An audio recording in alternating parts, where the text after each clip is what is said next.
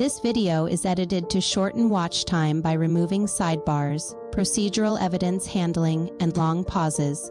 Witness testimony remains intact, with minor trims to hesitation words and stutters. Audio is enhanced from the broadcasted court feed, but some originally inaudible dialogue may still be unclear. Detective Anschutz, can you state your first and last name and spell both your names for the record? Lorn Anschutz, Lornanschutz. Detective, how are you employed? City of Kenosha Police Department as a detective. How long have you been a detective? Approximately 7 years. And how long have you been a police officer with the Kenosha Police Department? Just under 20 years. During that time period, have you had an opportunity to investigate scenes where blood was present? Yes, several. Do you have an estimate in your 20 years how many times you've come across a scene of that type and had to make some sort of decisions regarding either what to do next or what there was there? Several hundred. In that capacity as being on duty as a detective, did you come on May 19th, 2020 at just after 11 a.m. To be at a particular location that you were asked to go to?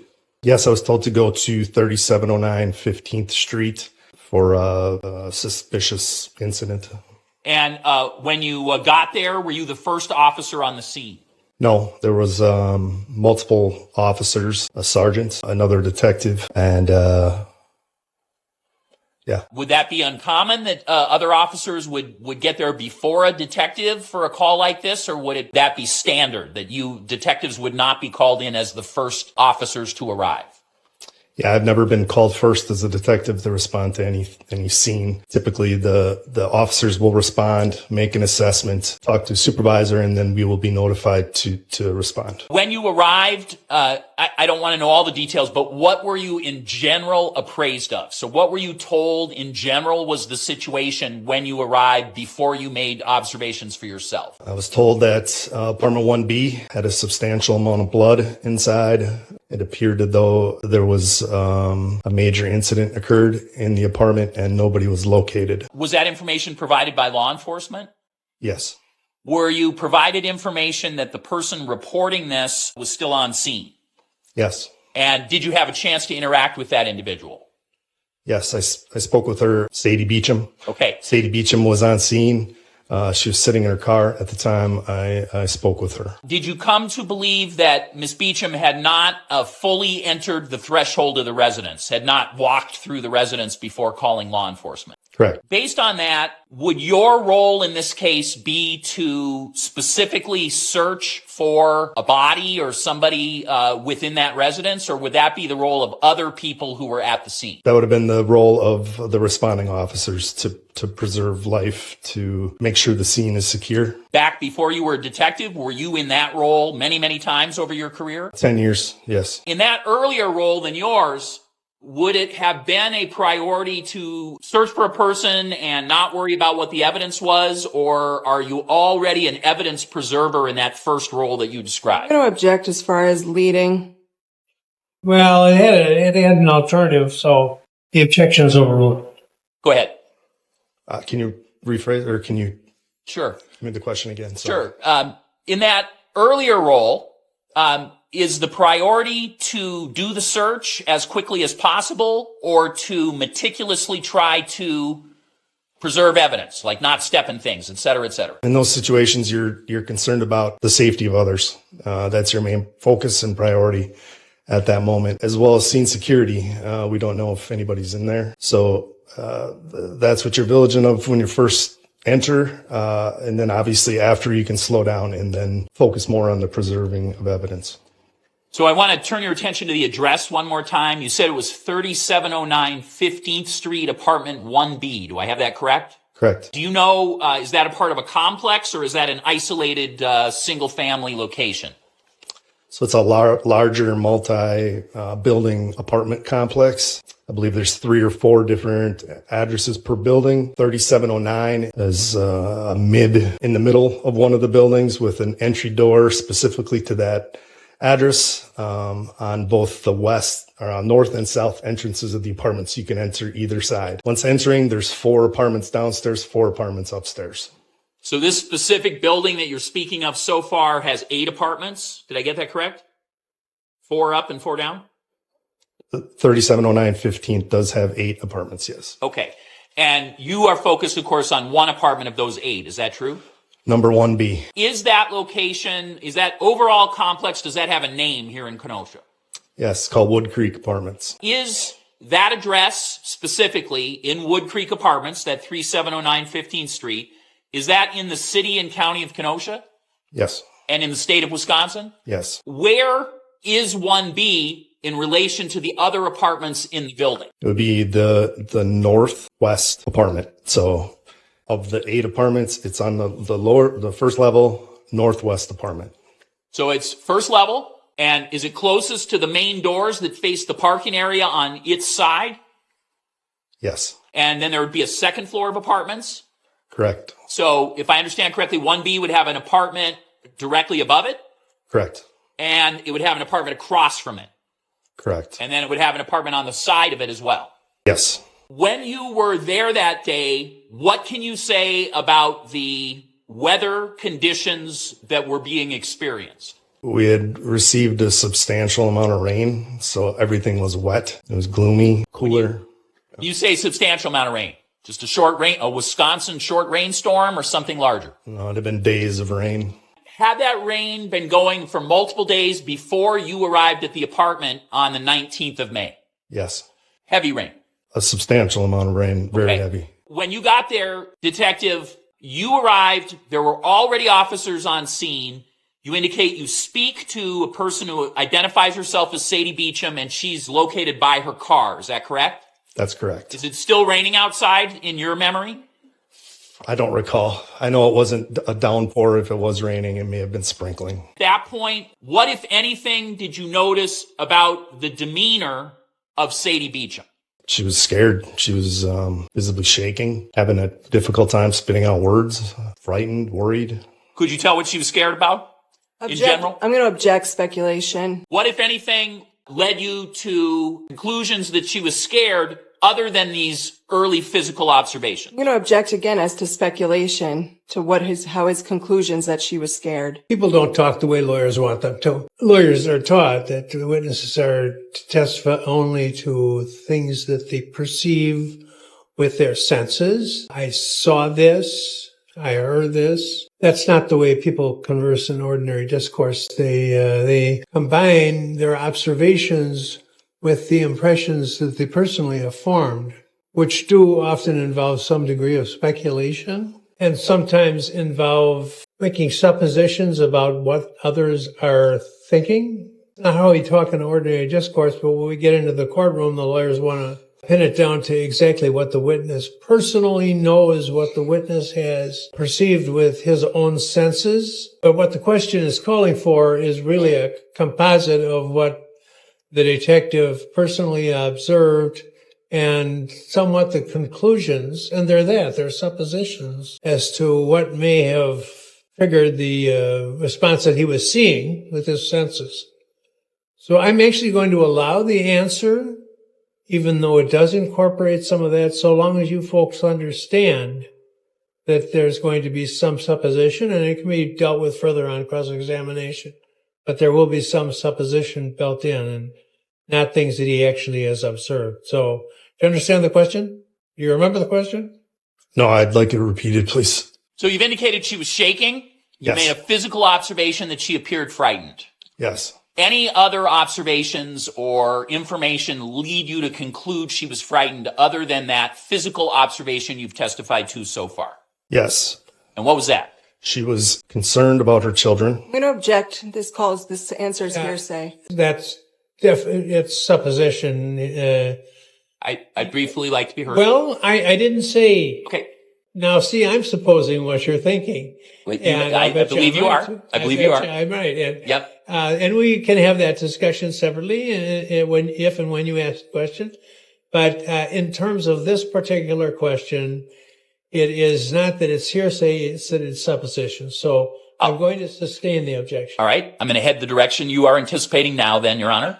So, officer, at the time that you first spoke to Sadie Beacham and she provided you information, Was she physically shaking? Yes. And did she show signs to you that she was still experiencing emotion as she was speaking to you about what she was telling you? Yes. Would you describe her way of expressing herself as calm or excited or distressed? What would be your explanation of the phrasing and wording and tone of her discussion with you at this stage in your contact? She was truly scared of, petrified about what had happened.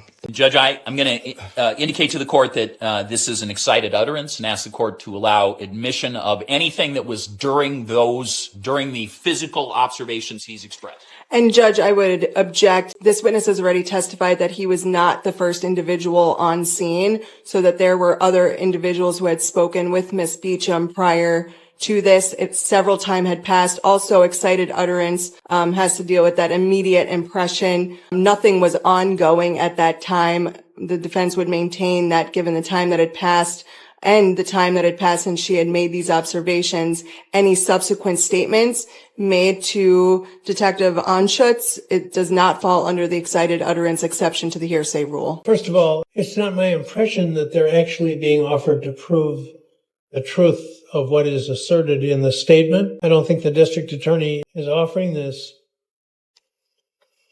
Prove the content of the statement which is asserted. Second, it's a non-testimonial statement, so we don't have that concern. To the extent that it would qualify as a definitionally hearsay statement, it is an excited utterance. The law with respect to the key is not, for example, the passage of time or the intervention of others. It's the spontaneity of the statement which is made. Given the situation that existed as portrayed in the testimony, I'm going to overrule your objection. A couple of things, Judge, just if I may be heard. First, we haven't heard what the statement even is. Correct. And second, if the state's premising their question that they're seeking to introduce the statement under the excited utterance hearsay exception, then they must be offering it for some sort of truth, or else they wouldn't need a hearsay exception. Well, you're right, and that's why I let off actually starting with the confrontation. Actually, I actually started in my analysis with whether it's even subject to those rules, because it's excluded from the operation of the hearsay rule. So I would not even accept the premise that he needs an exception to get it out of the hearsay rule. I understand your point, but I'm going to overrule the objection. So my question is, what did she say to you when she was in the condition you have described? She had told me she got to the apartment, observed the screen door closed, but the glass door opened. She looked inside, saw blood everywhere, and walked out. She said she was frightened for her children because she knew Zach Anderson had something to do with this. And Judge, I'm going to object at this point and ask that be struck. Judge, this is all during what she said during the exam. She's going to testify. This is subject to cross-examination. The officer should be allowed to finish saying what she told him on the scene in this excited state and not be interrupted unless there's a new objection. The court's already ruled that in that state, she can say this. Well, I've ruled that when she's in this state, she can state things that would be normally reactive to a situation in which she found herself. But now she's getting into her analysis. And there's actually another rule, which is the present mental state, purpose or plan, which probably would give some relief to the district attorney. Problem with the testimony is it's reaching into the ultimate facts of the case. It is relayed testimony for a witness who's available to testify. Correctly, you state she's going to be subject to cross-examination. It's her opinion about what she's concerned about is inadmissible. It's irrelevant what she thinks. She expresses a alarm to officers. Yes. I think that typically a person who has observed a crime scene is allowed to tell an officer. I don't want to talk about typical. So in this case, she arrives at a crime scene. She has an abundance of evidence that, of course, is not in this case so far, right? But she has an abundance of information. She is in a highly frightened condition, according to the officer, and she expresses fear for her children because of something specific. I don't think any of that's irrelevant, nor is it hearsay. The problem is that, starting with the testimonial nature of it, it's still not. But we're getting to the point where you're getting into what should come in, if it's going to come in at all, as testimonial. She's not subject at this point to cross-examination. I'm going to sustain the objection. After she expressed fear for her children, what happened next in relation to Sadie Beacham?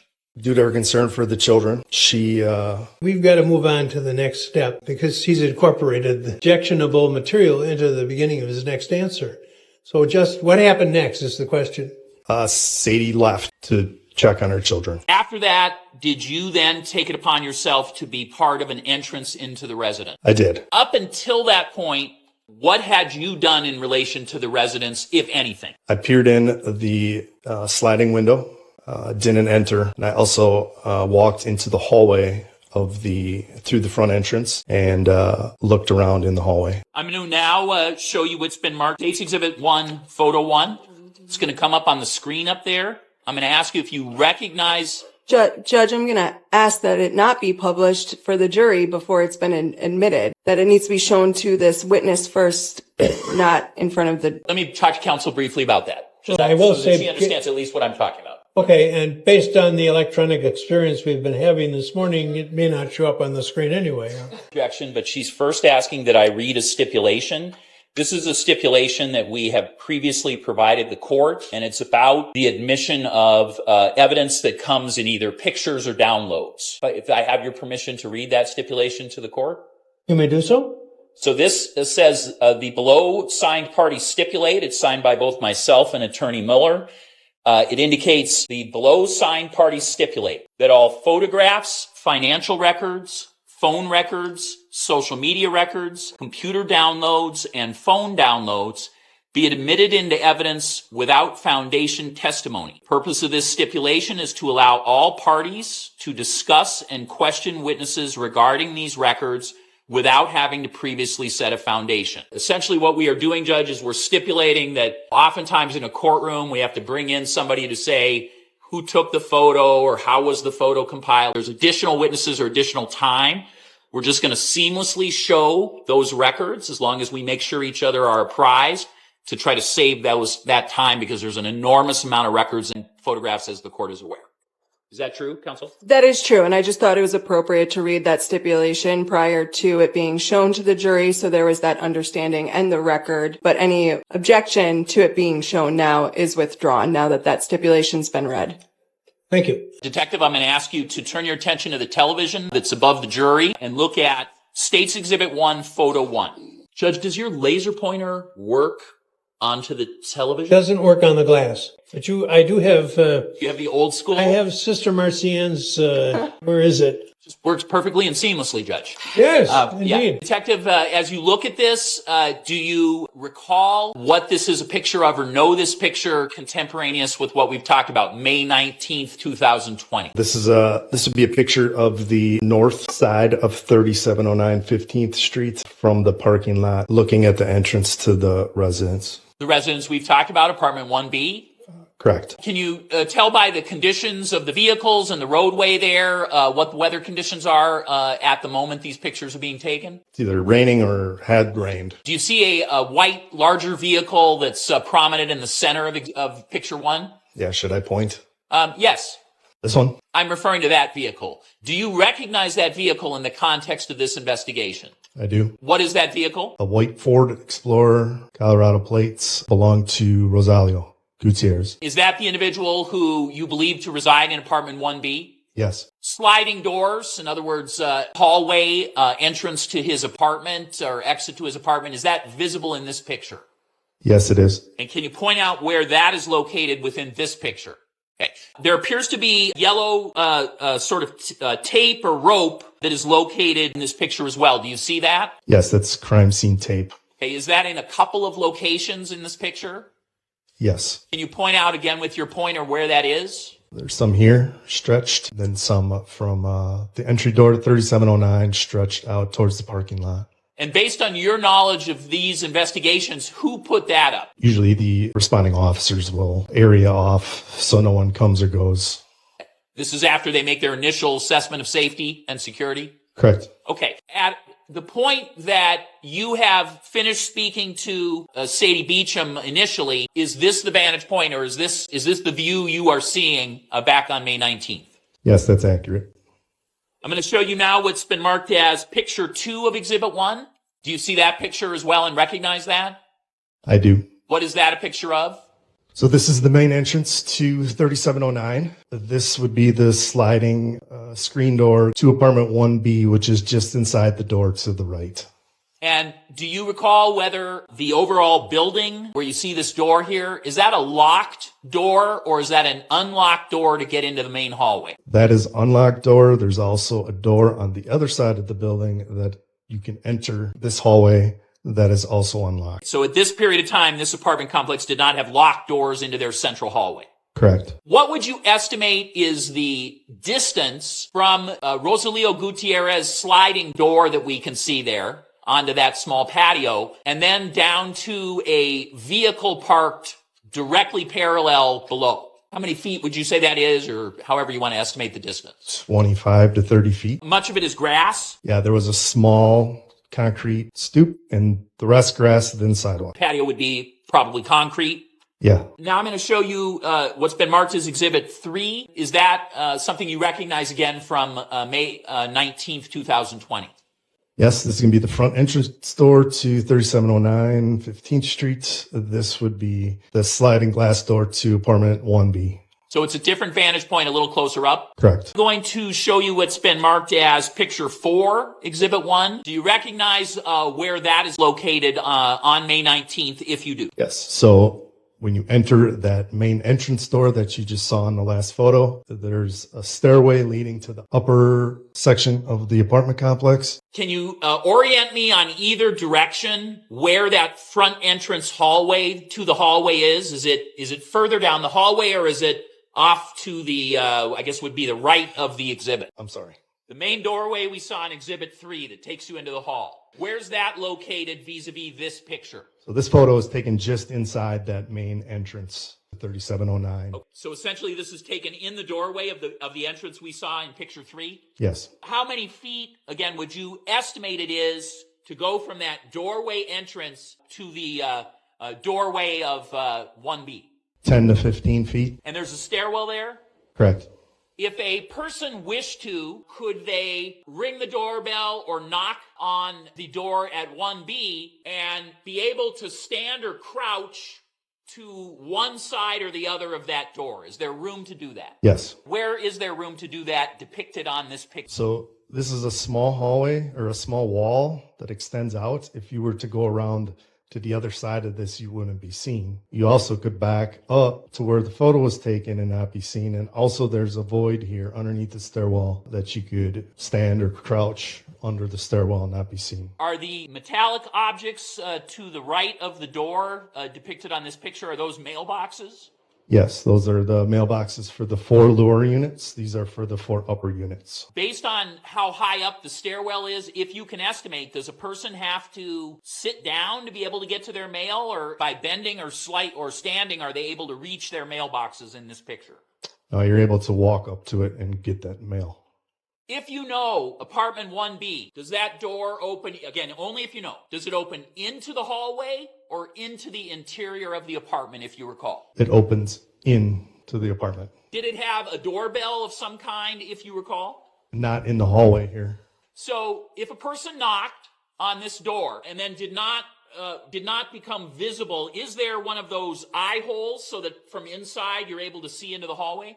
Yes, there's a eye hole. So if you kept yourself off to the side so you were not visible in the eye hole, the door opens back into the apartment if somebody is inside and they are opening the door to see who knocked. Is that correct? Yes. And until somebody peeked out, in other words, brought their head out of their apartment, that area by the mailboxes would not be visible to them until they somehow extended their head out into the apartment or took a severe angle after opening the door. Right? I'm going to object as far as foundation, this witness's knowledge of whether that's possible and whether he attempted to do that himself. I think he can make estimates based on his observation and how the door works. He's a physical observer. He's an eyewitness. I I think it's subject to analysis as something that he can perceive without any particular expertise beyond that of the ordinary layperson. His description of it makes it easier for the jury to understand. Objections overruled. Did you understand my question? Go again. Sorry. If somebody is crouching or attempting not to be seen and they're in the area of the mailboxes and they knock on the door and the person inside 1B opens that door to be able to see somebody over by the mailboxes, would they have to poke their head out? So I would say you would have to break the threshold of the door. We train on room clearing in law enforcement, and in order to see up against this wall, we have to break the threshold. That's one of our main concerns when we clear rooms before we enter them, is a blind spot up against the wall right here. We can pie the room off all we want, but we can't see this. Even if we're standing way on the other side of this door, looking on an angle, we can't see against the wall. And that's our main concern when we enter rooms, because we can see the whole room except for tight against the wall. When you say clear a room, does that mean to try to figure out if there's danger to you in that next room? Correct. And would that danger include a person having a weapon? Yes. And do weapons include everything from guns or knives to clubs or hard objects that could hit you? Correct. And so when you clear a room, you're worried about all of those possible threats in the possession of a person who might be crouching. Is that right? Yes. Before you entered the rest of the apartment, were you able to make observations that concerned you at the location we're talking about? In other words, then, the door and the hallway that we're in right now. Were there observations that you, as an officer of this extended period of time, having been to scenes with blood before, did you make observations that concerned you before you entered? Yes. I see what appeared to be blood here. That blood was running down the wall, down the door frame. Judge, I guess I'm On the going to wall. object to his answer saying that it's blood. He didn't say it was blood. He said it appeared to be blood. Judge, this is a person whose credibility on this issue is that he's been to what he told you was hundreds of crime scenes over a period of more than a decade. We're arguing about something that's not up because the witness did not say it was blood. The witness said it appeared to be blood. So you're safe. Should I go on then? Be my guest. Thank you. Crouching. Excuse me? But I'm crouching. So, officer, did you see anything else that caused you concern at this specific location in those early observations? Yes, there was blood, what appeared to be blood on the door. There was also what appeared to be blood on a mailbox, the wall, the door, and the mailbox. Then ultimately, did you enter the crime scene? I did. And do you recall what way you entered the crime scene? We've seen two entrances, the hallway and the sliders. Which one did you go in, if you remember? We entered through the through the sliding door. Do you recall whether this door was locked from the interior or not? Only if you recall. Yes, this door was locked from the interior. When you arrived at the scene? Correct. When you entered, did you take any steps to try to be a steward of the evidence that was in any evidence that might be involved in that scene? So at the time, it was the utmost importance preserving evidence on the scene. I wore booties over the top of my shoes. I wore a mask. I wore gloves. I didn't have anything with me. I was super cautious with transferring evidence.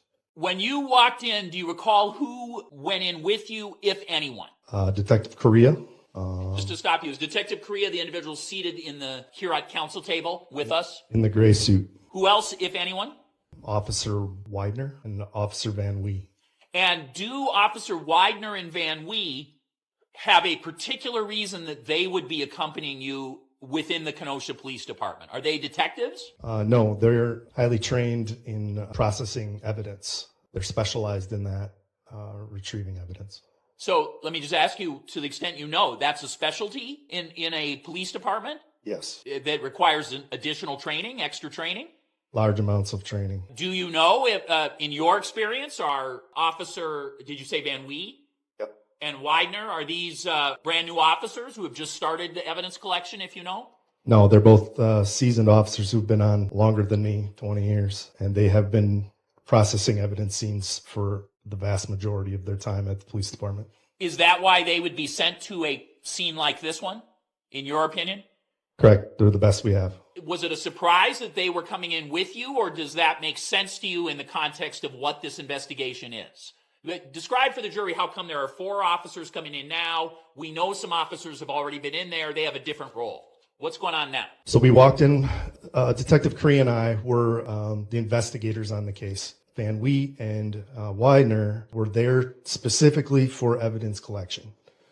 So while we were in there, we communicated with each another what we've seen, thoughts on what happened, and ultimately they pick up on things, and then they completely, thoroughly process the scene. If I said that this sounds like it was a walkthrough, is that a phrase that you're aware of or a term? Yes. And is that what Nothing, you just... nothing was collected at that time. We simply walked through to get an idea of what had happened there to further our investigation. So, if I understand, it's not your role to pick up individual pieces of evidence. Is that right? No, that would have been entirely up to Widener and Van Wee. You're making observations to see what to do next. Correct. Do you observe any electronic items that are on that would at least cause you to note that in terms of why this scene would be where it is? Were there any electronic items on?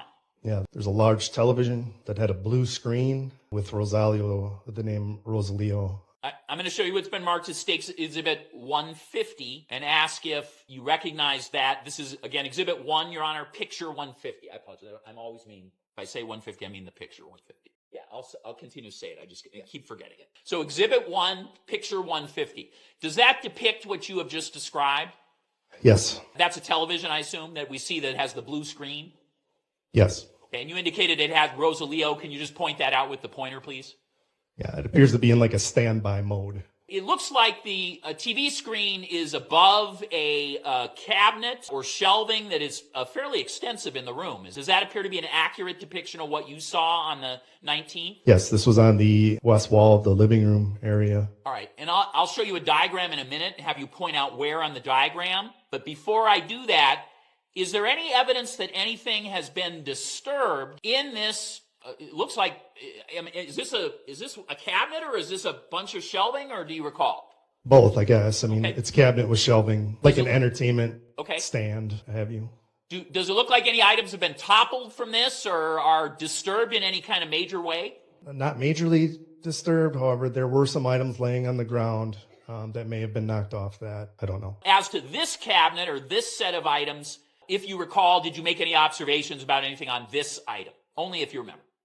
There was blood spatter on the photo frames basically throughout. All right, I'm going to show you. Judge, again, I'm going to ask that be struck as far as that it was blood splatter. There's not a foundation for the witness to identify the substance which he observed as blood. So unless I'm corrected, we're going to interpret that as it appeared to be blood. Appeared to be blood to me. Okay.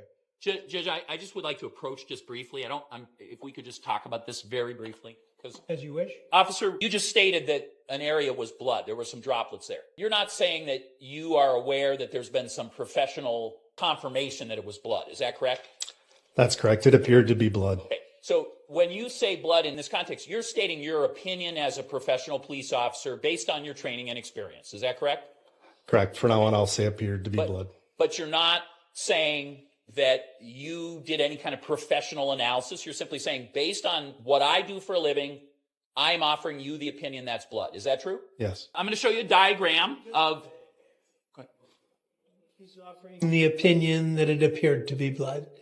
And I would add what I said before about people in ordinary discourse had some degree of supposition and personal, or not personal knowledge, but historical experience into their answers. So if he does slip into saying blood, keep in mind that is not definitively proved. His opinion, under all the circumstances, here what it appeared to him to be, he's saying it looked like blood. When he goes back to the police station and gets back into the ordinary discourse world, he's going to say, I saw blood in these spots. Any question about that? So there is some degree of lack of actual knowledge, and I'm gathering that this will be addressed further during the trial. So go ahead. Now, what I'm going to show you, Detective, is State's Exhibit 41, and indicate if that appears to be a diagram of a layout, again, not to scale, that you recognize. Yes, it's a very rough sketch of the apartment. Does it appear to be basically accurate based on what you recall of your walkthrough at the residence at 1B? Yes. On Exhibit 41, can you just point out for the jury, where is the hallway door that we saw? It'd be right here. And so when you enter that hallway door, what is on each side of you? So what are the first things that are on either side of you in the apartment as you enter? Coming through this door. Yep, the hallway door. So to the right, this way, there was a couch. Does it appear to be an L-shaped couch? Yes, it was an L-shaped couch. And then what else? There was a mat standing up. And then to the left is a kitchen area. But I recall there being a wall or something here. I'm not 100% certain. That's what happens when you first enter, correct? Yes. And is there a dining room table area? Yes, this would be the kitchen. This would be the dining room area here. Dining room table. And the rest of that then, including where the couch is the living room area? Correct. This whole area would be the living room area. Here. Where's the TV that we just saw located on this diagram? On the west wall. And then where are those slider doors that we just saw that would bring you out by the street? So the slider entrance is right here. When you entered, you said you entered the slider door. Correct. Then if you enter that door, off to the right, you see the TV that we already showed a picture of. Correct. The cabinet in the television photo that you saw would have been taken from similar to this. You're not the evidence person, so I'm not asking you for specific and sort of honed in detail. But as you enter the slider doors, what is it that you observe that causes you concern, if anything? So as soon as I walked in, I observed a substantial amount of blood right here. Located on what? So it would have been on the carpet, pooling of blood. So within that pooling of blood, there was an obvious void where there was no blood in the shape of a rectangle. So substantial amount of blood right here, and then a void, as if there was a rug there that had been moved after someone was bleeding. What else did you observe that caused you any concern? I observed a significant amount of suspected blood on this table, on the couch, on the walls, on the ceiling, on this wall, on the cabinet, on the floor throughout here, on the back wall, and some areas in the kitchen here. Detective, you sound like you're describing many locations in multiple rooms. Is that what you're intending to tell us?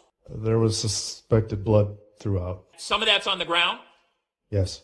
And some of it on the ground is substantial? Yes. Okay, a lot? Yes. And some of it is on the walls? Yes. And it's not just one wall, it's several walls in the residence? Yes. And some of it's on the ceiling? Yes. And it's on the ceiling in several areas of the residence? Yes. What about the couch area? Did you observe any blood in that area or anything that, that in your opinion was blood? The couch had droplets of suspected blood throughout it. However, against the backrest of the couch, right about here, there was a large amount of blood up where you would put your head, up towards the top of the rear cushion of the couch. Let me ask you about some specific pictures now and just orient me as to the diagram. So you mentioned a couch and you've pointed out that's the L-shaped object. Is that correct? Yes, right here. You mentioned that there was a table and a wall area that was over close to where the kitchen area starts, correct? Over across from the couch. So now I'm going to show you what's been marked as State's Exhibit 155. Based on your observation of the scene at 1B, do you recognize this picture as something you observed in the period on May 19th when you were in the residence late morning, early afternoon? Yeah, that appears to be taken right as you enter into the sliding door. Yes. Is there a door depicted in photo 55? Yeah. This door right here would be the door that enters into the hallway. Okay. Then you indicated there was a couch and that you recall a wall and a table. Is the wall and the table that you recall depicted in picture 55? This wall. Okay. Here. There's a small table. Was that an area of concern for you in terms of your observations? Yes. Why? There appeared to be a substantial amount of blood on it. I can see some areas that appear to be staining on a carpet or rug. Do you see the areas that are depicted on this picture? Okay. Now, you indicated in your testimony there was an area on the floor that you saw a substantial amount of what, in your opinion, was blood. Is that an area depicted in Exhibit 55? Yeah, I had mentioned the pooling of blood on the floor. This is the pooling of blood I was talking about right here. And there are other reddish or brown stains at many locations on this carpet. Is that consistent with what you saw that day? Yes, it was everywhere. Do you have an opinion as to what that was in the context of everything else you saw and know from this investigation? It appeared to be blood. Now, you've indicated a couch, L-shaped couch. Is that depicted in picture 55? Yes, so this is going to be the front side of that L-shaped couch with the back of it coming out this way. And if we go to the right side of this picture, past where the bike is, where are we in the house or the apartment at that point? Just to orient us. So directly to the right of whoever took the photo is going to be the television stand. And then there's a hallway right here that leads down to the bathroom and bedroom. Okay. So we haven't talked yet about the bathroom and bedroom, and that was on that diagram. It's on the other end of that apartment, correct? Correct. Was there anything that caused you any concern that you remember in the bathroom? No. How about in the bedroom? No. Was there only one bedroom? Yes. Those two areas appear to you to be untouched, as best you could tell? Clean. Yes. Okay, I'm going to turn your attention from Exhibit 55 to 220. Is 220 a vantage point or a picture that you recall from the 19th of May? Yeah, so this photo would be standing over top of the L-shaped couch with one side of the couch going this way, the other side of the couch going this way. When I mentioned what appeared to be blood on the back cushion, this is what I was talking about. How would you characterize that? Was that just a small amount or a substantial amount? There was a substantial amount of blood. This wasn't just a spray. It was a large amount of blood. And then what is the object that's located on that couch that we can see sort of in the center of Exhibit 220 or Picture 220? So that's a wallet. Pursuant to your investigation, did you come to believe that that was Rosalio Gutierrez's wallet? Yes. At this time, was his phone located at this time period, if you know? No, we did not locate a phone initially. What about his credit cards? I don't recall. Okay. Did you, at some point in the afternoon hours, come into contact with another individual who arrived on the scene and appeared to know Rosalio Gutierrez? Yes. And if you recall, about when was that? It was about 2:30 p.m. So you had been there almost 3 hours? Yes. And officers had been there for that period as well? You weren't the first there. Right. When Mr. Campbell arrived, he had not been called to the scene, to your knowledge? No. When he arrived, did you speak to him? Myself and Detective Correa did, correct. And what, if anything, can you say about his demeanor when he arrived at the scene? He was extremely worried, concerned about the welfare of Rosalio. How did he know to arrive, if you know?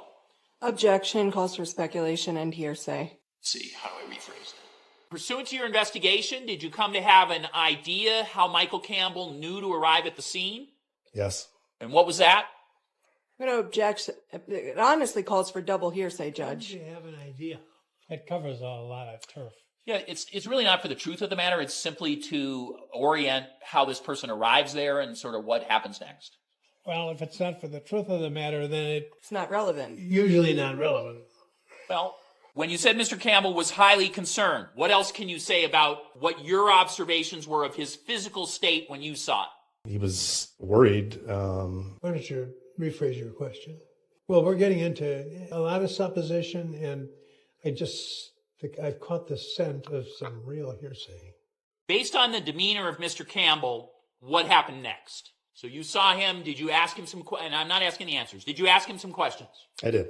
And what was your impression of his level of cooperation or forthcomingness in terms of your experience as a police officer and investigator having arrived at the scene? My impression of Mr. Campbell was that he was concerned for a close friend of his who he hadn't heard from in multiple days in a row. He was concerned. Without talking about the content of Judge, what... I'm going to object and ask that the last comment be struck from the record as far as what he did, what Mr. as non-responsive, and also it calls again for hearsay as to what Mr. Campbell said. It certainly, this is why I was concerned about the scent of hearsay. What the testimony that the detective has given is, the appearances of whether someone appears anxious.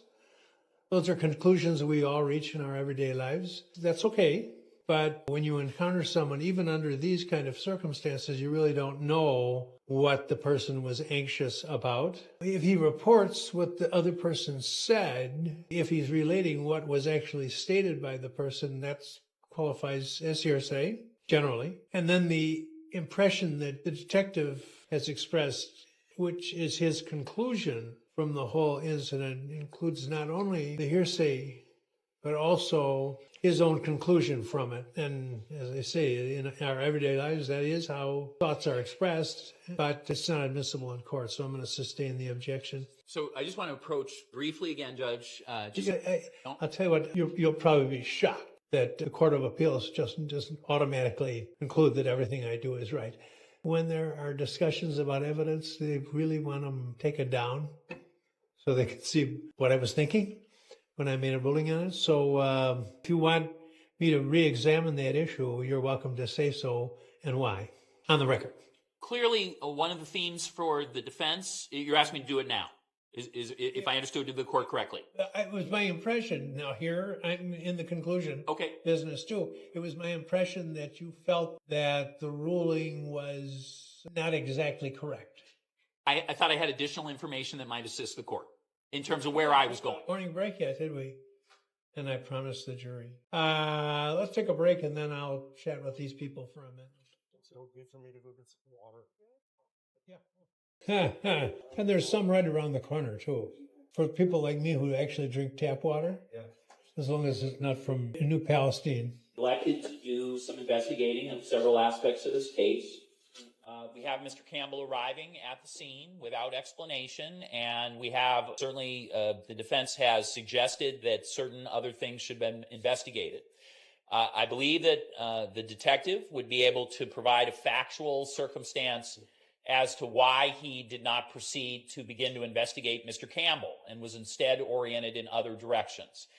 Obviously, why officers conducted themselves at each point in this investigation is of direct relevance. That was really the theme of the defense opening here. And so I'm not Michael Campbell's testifying, right? So again, it's going to be subject to cross-examination. But what information was shared with the detective that caused the detective to have no concern about the fact that Michael Campbell had shown up at this scene, from my perspective, is relevant to describe what the motivation of the officer is or why the officer did what he did next, which is in this case, did not believe that Michael Campbell was worthy of additional investigation or follow-up based on that moment, based on that incident. So again, it's all about the police investigation and what motivates them to do each thing, because that's, of course, been put into direct question. Thank you. Just because there's a defense theory or theme in place and that it may address Michael Campbell doesn't mean that the hearsay rules and the rules of evidence don't apply. Well, I think what he's saying is that what he's seeking is not being offered to prove the truth of the matter asserted, which would make it non-hearsay. But then why is he looking to offer it? Because it disproves something to which you open the door. But I don't have to prove or disprove anything. So if he's looking to use that to provide an explanation, then it might not be the truth of the matter asserted for simply that point, but it is the truth of the matter asserted for then why law enforcement did or didn't do something. And no, but that's not the assertion. The assertion is the content of what Mr. Campbell said. That's the assertion. I mean, at the end of the day, Judge, I guess what I'm struggling with understanding here is that if the state's going to continuously ask what another individual said, and it's true that he will be subject to cross-examination, but he's not subject to cross-examination right now. So there should be an order of witnesses that if they intend on using Mr. Campbell's statements to justify further means and ends, then they should have called Michael Campbell to the stand first and then had this officer testify. I'm not sure what rule allows the state to proceed in introducing statements of other witnesses when they are using it to establish why things weren't done. So it is being used for the truth of the matter asserted. First off, I think that confrontation is off the table. It strikes me it's not testimonial, at least not at this point. And I think he's offering it to respond to the accusation that you've made that the police did an inadequate investigation and not to prove the truth of what it is that Mr. Campbell claimed. And that would be true even if Mr. Campbell were not available. But if he's available for cross, then to the extent that there would be any testimonial component or hearsay component, that should be eradicated by his availability and your cross. I have nothing further on the issue, Judge. So I just wanted to tell the court that when I inartfully, I think that's the word, right? It's a word, but I'm not sure it's appropriate. Well, it's because I'm not far along yet. When I inartfully raised the same theory regarding the utterances of Sadie Beacham, I was doing the same thing. As the court recalls, Sadie Beacham has been specifically mentioned in the opening. And so what she said to the officer about why, for instance, the officers, what the jury knows right now is that the officers heard from her and then they disengaged from her and they walked in the scene. That fits right into the defense theory. You got yourself a suspect right here. What do? You say, see you later. I'm highly paraphrasing. Heavily litigated. That can't be a suspect. Finish. But the point is, if you are trying to point out that officers are doing things in the wrong order, leaving things out, not doing it, then the information that they are receiving that causes them to do it. So in this case, my offer of proof is Sadie Beacham said, I'm terrified that my ex did this, and now I am prioritizing. I am so worried about the safety of my kids. I'm begging you to let me leave to go get my kids safe, and I'll come back. Okay, this is what she said. And so the officers let her do that, and she returns back later that afternoon with her daughter. So again, what otherwise could be depicted as, well, you got yourself a witness here and you just let her leave and you're not talking to her again for, X number of hours. It's explained by what the officers did, what their information is. So again, I'm not offering it for the truth, and she is going to be back. Sadie Beacham is testifying in this case. What she said to the officer and whether it's legitimate and all those will all be able to be challenged. But that information to the officer is completely relevant to why he makes the decisions he does in terms of the order things happen in this case. Thank you. Okay. I have nothing further on the point, Judge. Well, I think Mr. Gravely has been premature in throwing himself on his sword because I'm just picking up on it now, so I'm the one who didn't catch it right away. And the reason is it's so commonplace for the prosecutor, and not always just the prosecutor, but usually will try to fetch a little bit of extra hearsay out of the police officers by asking for some hearsay-ish information, and then when there's an objection, say, well, it's just being used to explain why he acted as he did next. And usually the response to that, as you correctly noted, is it's irrelevant. And it is. But this time, it actually is relevant because of your opening statement. So looking at it that way, it is proper questioning. And then I would just ask that if these questions are going to be elicited, then I want to make the record now that I would cross-examine on those statements with this officer prior to the other individual testifying then. The order in which he calls his witnesses. We talked about risk the other day, and we're back there because if the witness doesn't testify, then there could be an issue, although I think I've made clear I don't think that these are confrontation issues or hearsay issues with this understanding. And even if the witness ultimately does not testify, I don't think it would cause any problems.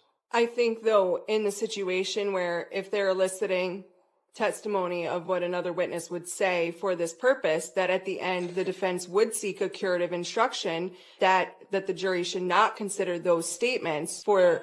There's a limit to what he's going to be allowed to draw out, and we need to be aware of that, and I'm sure he is. And if he questions to such an extent that large amounts of information are coming out that indeed become testimonial, then that's another issue altogether. But right now, I think we're still above the level of the water. So let's take 10 minutes and then we'll continue. Thank you, Your Honor. Thanks.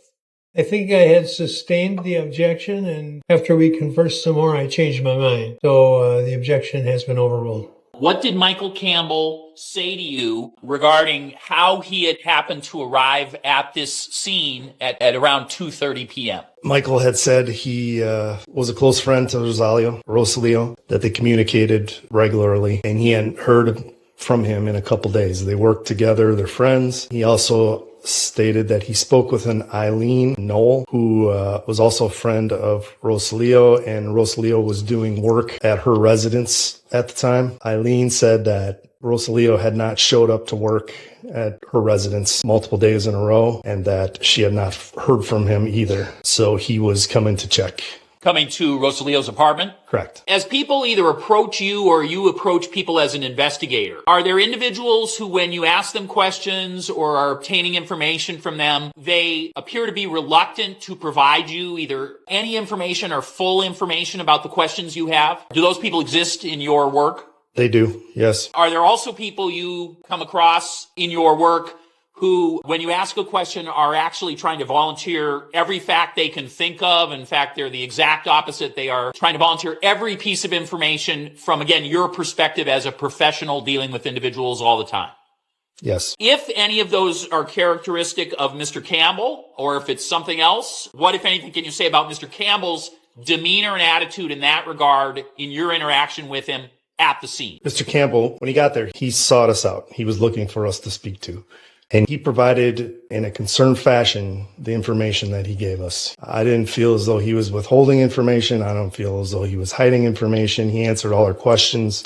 He elaborated on all his answers to the most knowledge he had to give us. That explains my encounter with him. Based on your interaction with him, did you feel that you had to hold him or in some way keep him in a place or... Judge, I'm sorry. I'm going to ask that the portion of the officer's testimony regarding, and we can come up if you need, but a Hasseltine objection on the grounds of what the officer stated about... It does sound like Hazeltine evidence. It doesn't have to do with truth or vouching for the truth. It has to do with, again, motivating what kind of decision you can make. If one individual is in some way appears to not be providing you full information, you have one sort of course of conduct as an officer and you have to prioritize.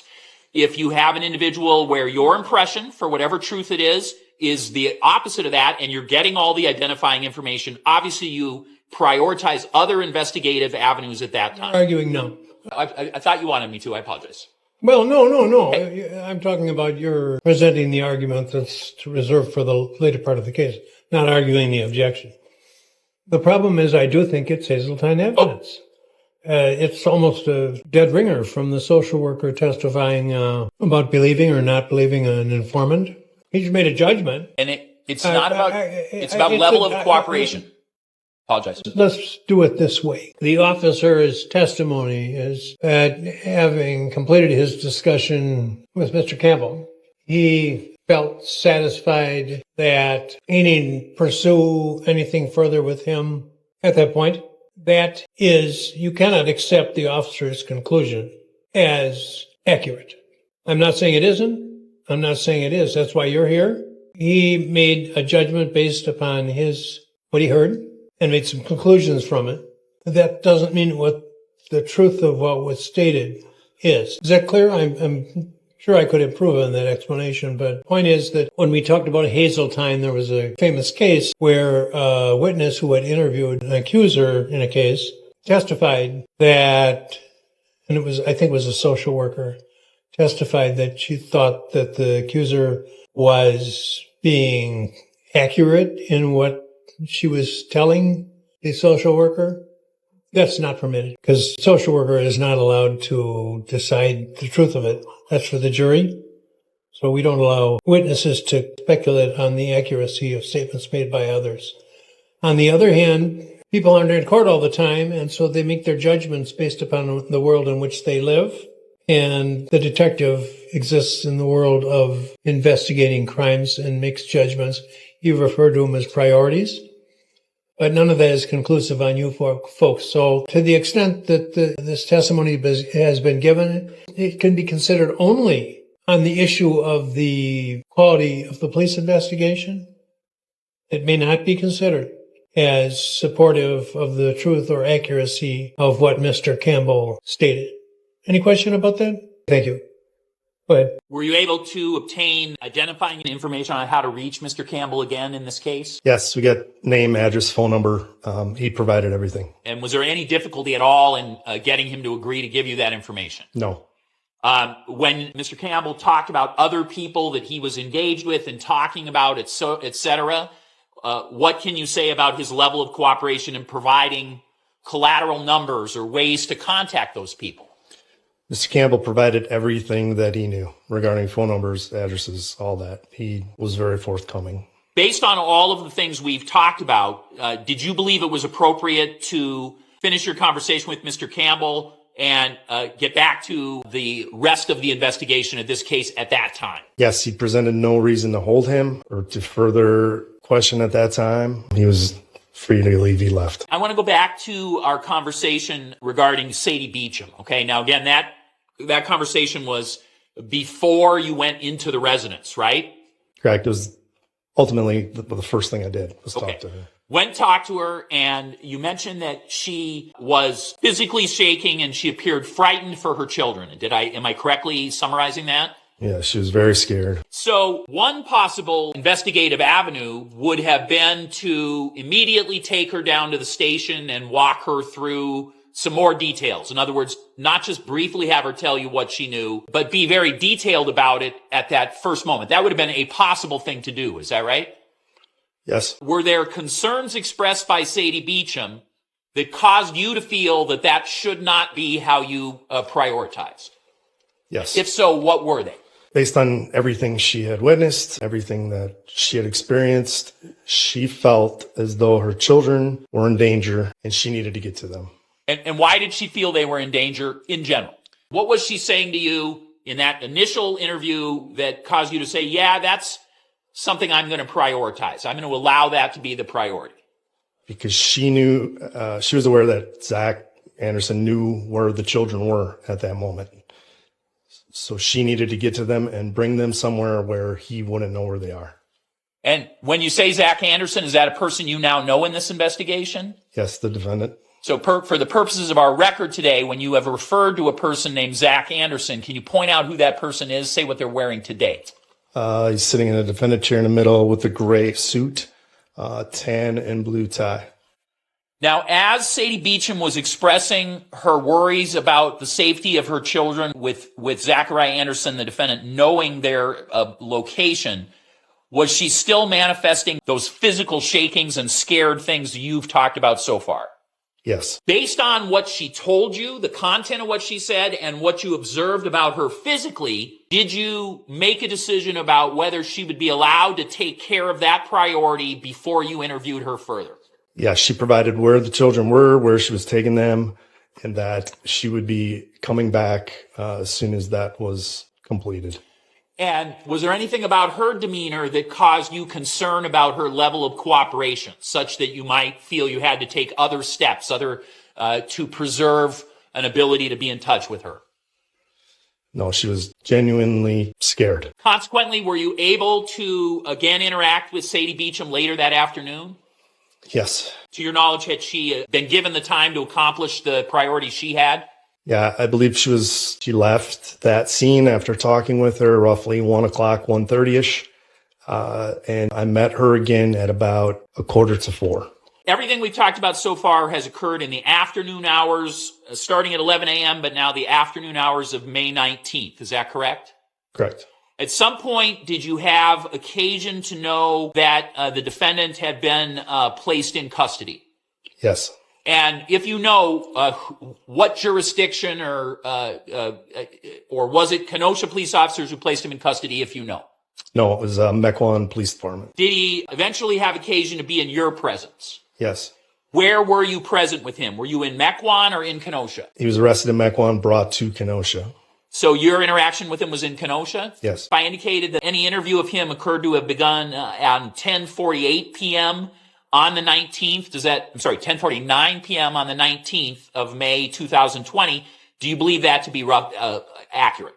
Yes. Am I correct that the interview ended at approximately 12:18 a.m. on what would then be the 20th of May? That's accurate, yes. So if I'm doing the calculation, that is 1 hour and 29 minutes. Does that sound right? Yes. Did you Mirandize him? In other words, read him his rights during that interaction? Yes, he was read his Miranda rights. During that interaction, how many people were involved in any questioning of the defendant? It was myself, Detective Correa, and Mr. Anderson. Was he in an open area, or was he in an interview room? What sort of environment was he in?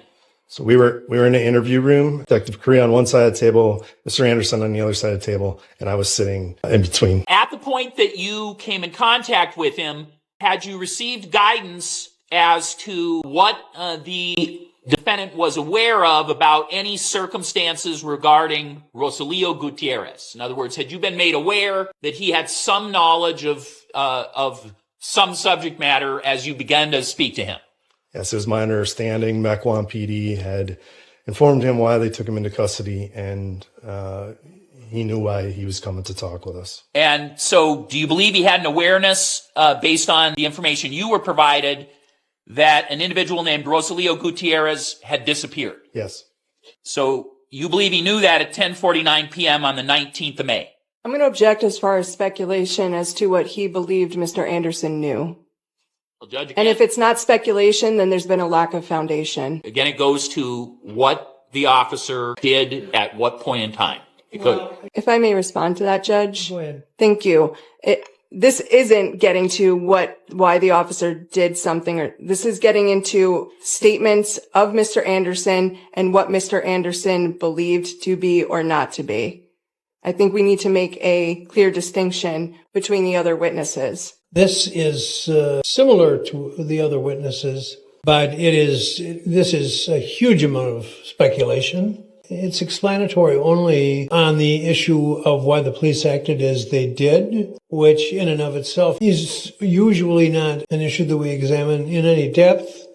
There is, however, a claim in this case, which has been made by the defense, that the police did a inadequate investigation. So to some extent, we're scrutinizing, well, you're scrutinizing the adequacy of the investigation in terms of the ultimate issue for you, which is the pursuit of the truth of this incident. His conclusion from what he heard from the defendant is totally insufficient to establish what the defendant was thinking, and is explanatory only of why he acted as he did in furtherance of the investigation. So I'm going to let the question be answered, but you must understand that under no circumstances are his conclusions legally adequate to base a verdict as to the truth of anything and are strictly for explanation of course of the police investigation. Is that clear? Okay, thank you. Go ahead. And because of the hour, I'm going to move on to another topic, and at some other time, I'm going to come back to the interview, just because I don't want to chop that up. What you wish? So I'm just explaining to the court why I'm changing topics after the court ruled. Did the Kenosha Police Department do some searching at a residence that they believed was owned and occupied by the defendant on May 19th, 2020? Yes. And was that address 6813 West Highland Road in the Mequon area? Yes. On the 19th of May, were you in any way involved in that search? No, I didn't partake in any searches there that day. And was that partly because you instead were involved in interviewing the defendant? Correct. Okay. On the 20th of May, were you part of a return to that address at 6813 West Highland Road to check out additional areas and to do additional search for evidence? Yes. And was that during the daylight hours? Yes. And you hope that being there during the daylight hours, I assume, would assist you in searching the property. Is that correct? Correct. Okay. Can you, in general, describe that property? In other words, how do you get there? How do you get in there? And what, in general, do we have that you needed to look at? Yeah, so it was a gravel driveway entering the property. There was a house and several outbuildings, including a couple garages, a couple old chicken coop areas, a couple lean-to parking areas, some sheds, and I remember there being a camper parked on the property as well. And when you got there on the 20th, did you observe vehicles that were of some interest to you at that time? Yes, there was a black Audi sedan and a black Chrysler minivan. Had those vehicles in some fashion come up in your interview with the defendant on the 19th? Yes. I'm going to show you now what's been marked as State's Exhibit 1, Photo 254. Just ask you briefly if you recognize that item from your search of that Mequon area residence on May 20th. Yes, that's the black Chrysler minivan that I saw at the residence. And did that vehicle appear to be owned by the defendant, if you know? I don't recall. Okay. Did you actually search that vehicle, or did you just observe the interior of that vehicle? So I looked in the side and rear windows of the van. I never went inside. What could you, in general, observe from the inside of that van? Observed a container of Clorox bleach wipes, an opened box of garbage bags in the back. I observed that the rear seats were out of the minivan. I also observed that there was a large piece of carpeting removed from the back. About a third of the carpeting in the back area had been roughly cut out. The carpet that remained had several white blotches on it that appeared to be like a bleach stain. I'm going to show you now what's been marked as Exhibit 1, Photo 263. Is that a vantage point or a view that you believe you observed in the context of May 20th, 2020? So that's with the tailgate up, the lift gate up on the back. But yeah, I was peering through the window of the van, and that's what I observed. This is the vantage point. Essentially, this is from the back, but this is what you saw when you looked inside? Yes. So if you could take, if the court would indulge us and let you have that pointer again, where's the area that you felt appeared to be bleach stains? This whole area here, white, off color. And then the area that you said was about, I think you said about a third that was rough cut. Is that area depicted in this? And if so, can you just point that out in general? You're inquiring about the area that was cut out, correct? Yeah, if you could just point that out for the jury. Where is the area? This whole third back section. Does that area include exposed wires? It does. And exposed sort of bottom of the vehicle because the carpet's out? Correct. This didn't appear like a factory, like how it comes, because the under insulation area here was kind of sticking out, and factory cut would be nice and clean. This was not clean cut. Did you do anything further with the van, having made these observations yourself? That day? Yes. No. Was the van retained as evidence so that other decisions could be made about the van based on the observations at a later date? Yes, it was secured and decided that we would take the van. From that Highland Road address? Correct. And where did it go to? The Wisconsin State Crime Lab. Is the Wisconsin State Crime Lab a place that analyzes things like this van? Yes. Would that be the logical place you would send it for a more thorough investigation than the Kenosha Police Department is able to do? Yes, State Crime Labs probably would do the most thorough job of processing evidence. I'm going to now ask that you take a look at Exhibit 1, Picture 271. Is that a vehicle or a vantage point you recognize from the residence?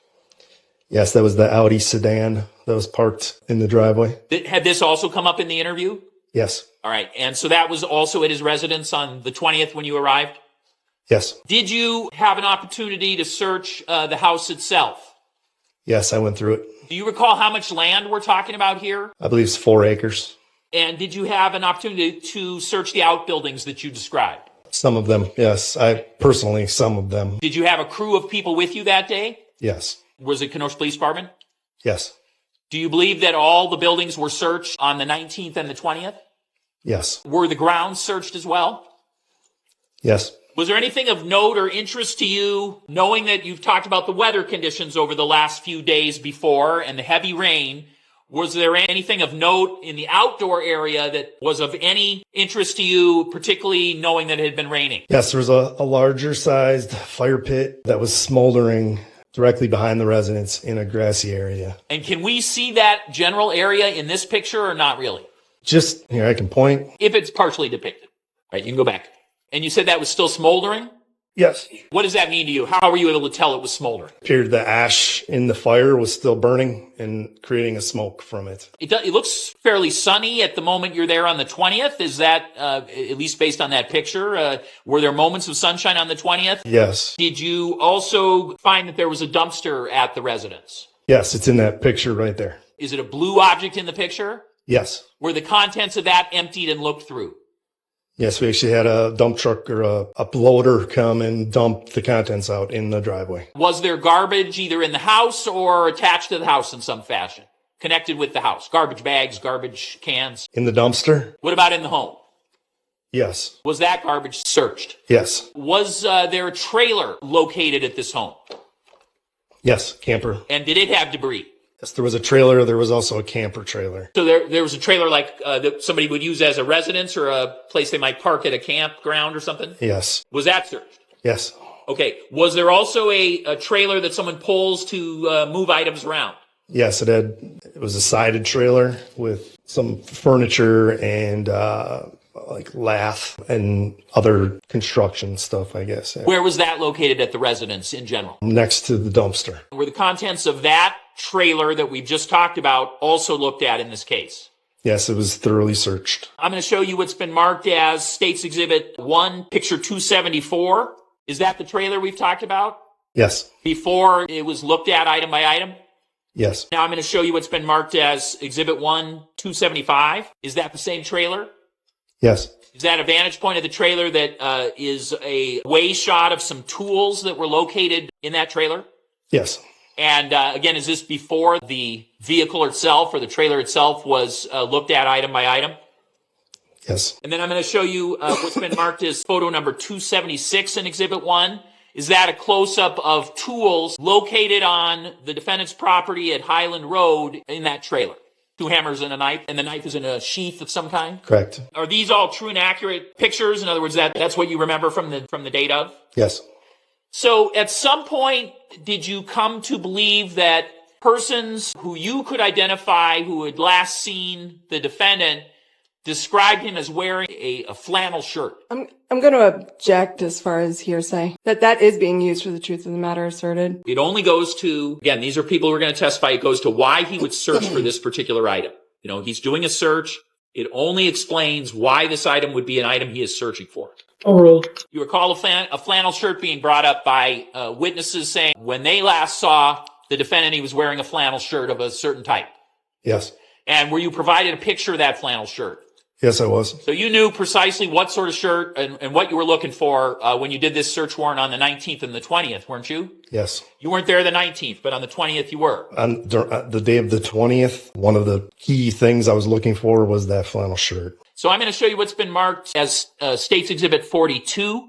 So is that a picture provided you by witnesses so you knew what shirt to look for? Yes, what you see is significantly blurrier than the photo that I have. It was a lot clearer, the one I looked at. It does depict the same shirt. Yes, And so you looked for that shirt I did. at Highland Road. Yes. Was that shirt found in any of the buildings that we've talked about? I was unable to locate that shirt. Was it found in any of the garbages that you looked at? No. Was it found in any location on that property in any way, shape, or form? No. Having seen that a third of the van carpeting of a van on the property appeared to have been not industrially cut out, did that become something you were interested in? Absolutely. As you searched all of the areas we've talked about, did you look for this van carpeting so that you'd be able to account for it and see if it had any evidentiary value? Yes. Did you find that in any part of this property or location? No. Had you spoken to witnesses who indicated that they had seen brand new duct tape and brand new rope at the residence on the day that Rosalio Gutierrez disappeared? Were you told that on that same day, earlier in the day, duct tape and rope had been present at the residence? Yes. That was new. Correct. Brand new in packaging. And did you attempt to search for those items? I did. Were those items anywhere located at the residence? No. Judge, based on me finishing that topic and the next topic being a fairly significant one, I would suggest this is the ideal time to break for lunch. No problem with that, Judge. Any problem with that? Let's take a break. Yes, thank you, Judge. Detective, I'm just going to start off with some follow-up on this interview that you had with Mr. Anderson, since that was just the last thing you talked about. Sure. You had testified just now that you had asked him about taking the registration from his truck, correct? Yes. And his exact response was, I don't have his registration card for his truck. No, he said, spare me the accusations. That was the first thing he said. And then I didn't take it. If I was to show you a transcript of that interview? Would that help refresh your recollection? Sure. If I may approach the witness, Judge? Or do you have a copy for me? I can show it to you. There were multiple points where you had asked him about the registration card for the truck, correct? That's possible. And he was adamant that he didn't have a registration card for the truck, correct? He said he didn't take it. In your investigation, was there a state-issued registration card that was ever located in any photo at all for Mr. Gutierrez's truck? I don't recall. You had talked about earlier, you had reviewed photos from Mr. Anderson's cell phone, correct? Some. There was 4 cell phones.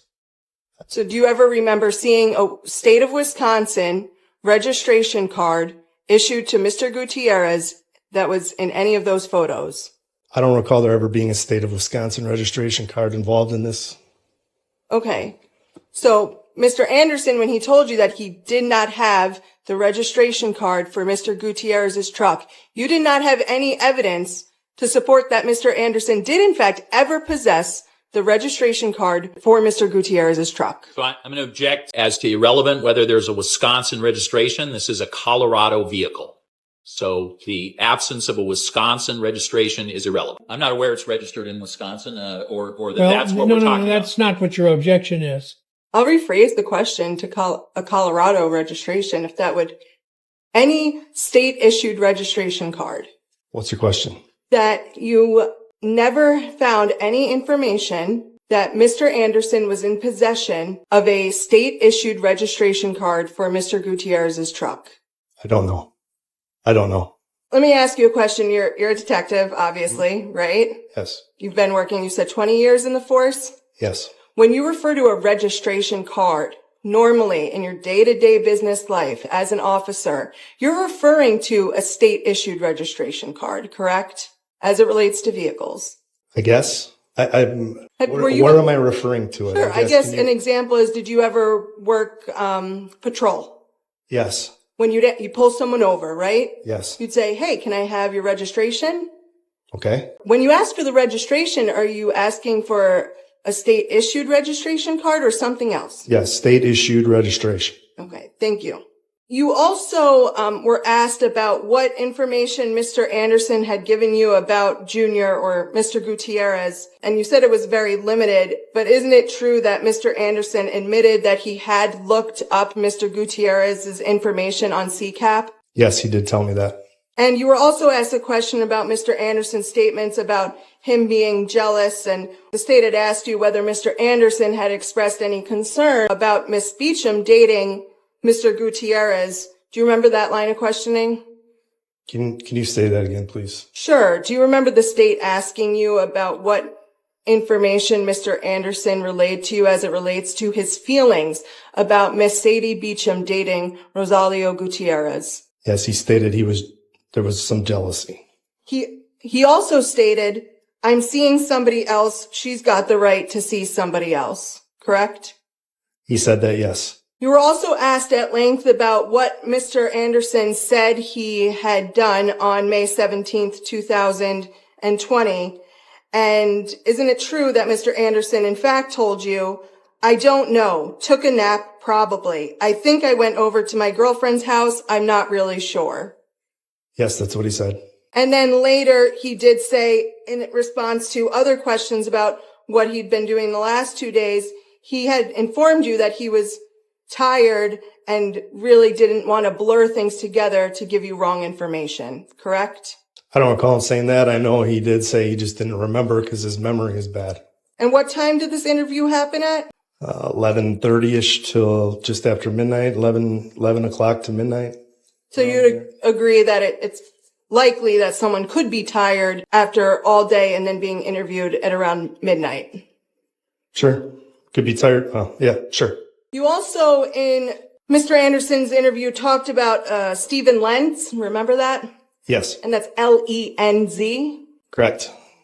Well, the state asked you that Mr. Lenz would be used as kind of a eyes for Mr. Anderson. The state said that? Yes. Do you remember being asked that questioning? I remember the questioning about Mr. Lenz, yes. And you said that there was communication between them that showed that Mr. Anderson was asking him to look in on Sadie's house, right? Are you saying that I asked that? No, I didn't say that. Okay, because that long string of communication in your investigation doesn't exist, correct? I didn't say that. Okay. Did you see the communication between Mr. Anderson and Mr. Lenz? No. Okay. So you don't know what they actually talked about then? I know there was text messages. I don't know exactly what those text messages said. I didn't deal with that part of things. Okay. Do you remember who did? I don't know. I want to go back now to follow up on some things that you first started testifying about. Primarily, when you first got to the crime scene, you had noted that it's important to make sure that you're very careful with how you enter into a crime scene, correct? That's correct. Why is that? We don't want to damage evidence. We want to preserve it as best we can. And in your experience, you'd agree that when you are processing a crime scene or entering a crime scene, it's important to be extremely thorough. Of course. Yes. Now, you talked about how Officer Van Wee, some other officers came in, and that they were very experienced in evidence processing as evidence techs, correct? Yes, they are experienced. You said they were specialists with Kenosha Police Department. They have the title of evidence technicians. Now, do you have any specialists that deal with missing persons cases? Nobody with the title. So you had noted during your direct examination that you were an investigator in this case, correct? Detective, yes. And role of a detective in a case with a missing person is to try to figure out what happened to them. Yes. And where they might be. Yes. And who may have been involved in the disappearance. Yes. So, besides Mr. Anderson, who did you investigate as being involved in the disappearance? Personally, I didn't investigate into anybody else. We looked for other leads, other clues, other evidence. But personally, I didn't take the initiative to go look specifically at somebody else. You had previously testified about this photo, and you had talked about how there's a standby screen on the TV, correct? Yes. And it was determined that that was a standby screen for Hulu, correct? I believe so, yes. Did you subpoena Hulu to get the usage records? I didn't, no. Could that have been something that you could have subpoenaed for? I don't know. I have never subpoenaed Hulu. Okay. Possibly. All right. And then did you check the make and model of this type of TV? No. So you'd agree that there are certain TVs that have standby modes and sleep modes, correct? I don't know. If you left, do you have a TV at home, Officer Detective? I do. Your TV, if you turn it on, does it stay on or would it turn off after a certain point of time? I don't know. Is it possible that you didn't check to see if this TV had a sleep timer or anything where it would have turned off after a certain amount of time? I did not check personally, no.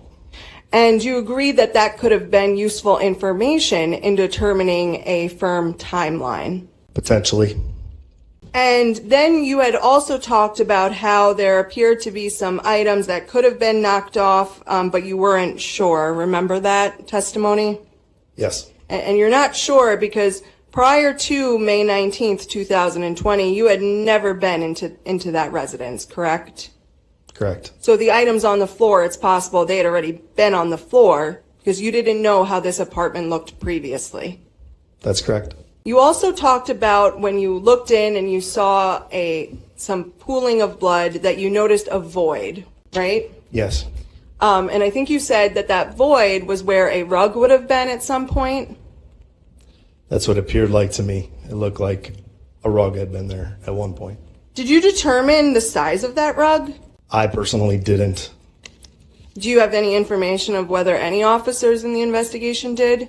Not that I know of. You were familiar enough with the layout of and the size of the apartment, right? Correct. It was a relatively small apartment. I would say that, yes. One bedroom. Okay. It wasn't, in your opinion, it couldn't have been like an 8x12 rug. No, it wasn't that big.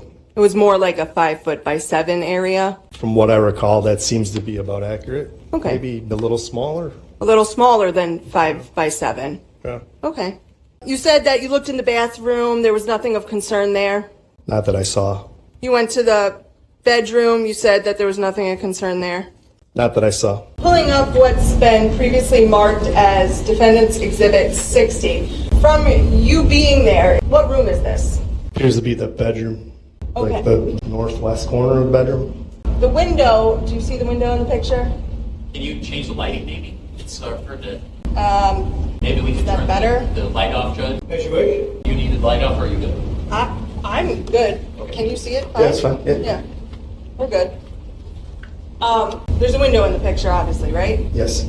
That window, is it open or closed? It looks like it's cracked The open. blinds or the window? The window itself. Looks like it's one of the panes is cracked open. Okay. And did you look into that at all? The fact that there was an open window in the apartment? I didn't look. I guess what do you mean look into it? That window is accessible from immediately right outside that apartment building, correct? Yes, it looks outside to the north. So an individual, if they wanted to gain access into Mr. Gutierrez's home, that could be a point of entry into that apartment, correct? Correct. We just saw that the window was open, correct? So I don't know how many panes of glass are on that window or nothing like that, but it does appear as though the window is slightly opened. Okay. Yeah, And that could have been a point of entry. could have been. So you'd agree that that is something relevant in the bedroom, Okay. is Yes. it? Sure. Yes. And it's important when you don't really know what happened to an investigating to determine every possible outcome or situation of how an individual might have gotten into Mr. Gutierrez's apartment, correct? Correct. And you'd agree that that's one of them. Correct. You talked a little bit about your contact with an individual named Michael Campbell. Yes. Do you remember what he looked like? I don't. Okay.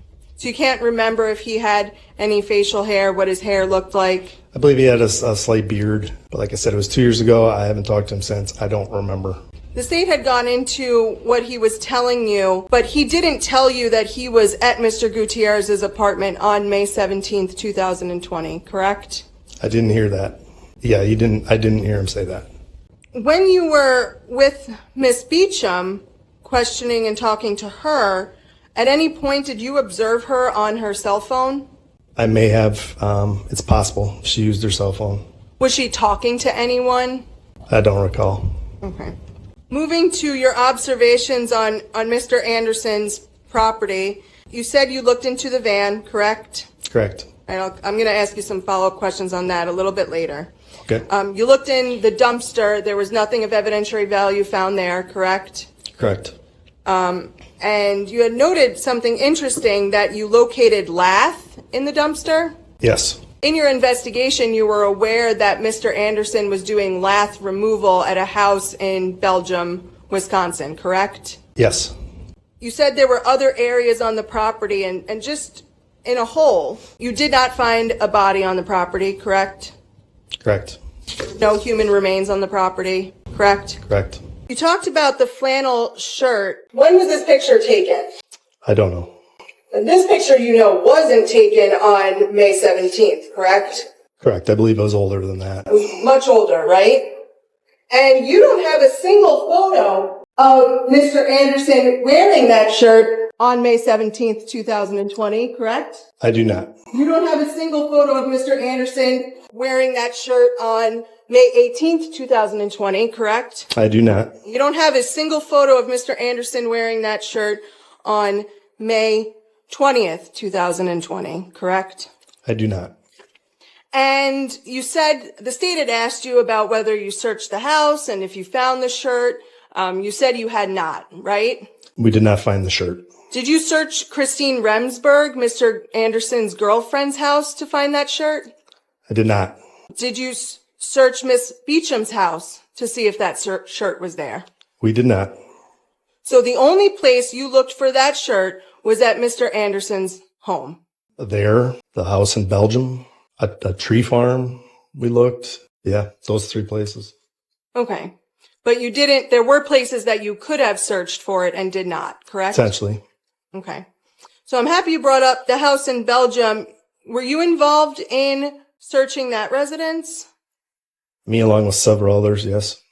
Are you aware that the state believes that Mr. Anderson, I guess, chopped up Mr. Gutierrez's body at that residence? I don't think is an evidence in this case. I can rephrase and ask a better foundation question. But You have no idea where Mr. Gutierrez's body is, correct? Correct. And you have no idea how his body or where his body is now. Correct. In fact, he's still technically considered a missing person, correct? Objection. How would that determination by some mystery person be relevant in this case? that does. It's fine. I'll withdraw the question and continue on, Judge. In your investigation, you were unable to determine what, if anything, Mr. Anderson had allegedly done with the body, correct? Correct. When you went to the house in Belgium, you found absolutely nothing of evidentiary value, correct? Objection. That would call for conclusion by the detective. Sure, I'll go into it differently, Judge. You found no human remains at the house in Belgium, Wisconsin, correct? That's correct. And you know that in your investigation, you're aware that Mr. Anderson had been there the morning of May 18th, 2020, correct? I know that at some point he was determined to be there. As far as the exact date and time, I don't know. Okay. And you found no blood evidence or suspected blood evidence, correct? At that house? Yeah. No. Did you find any trash bags filled with body parts? No. Okay. Did you find any bloody knives? No. All right.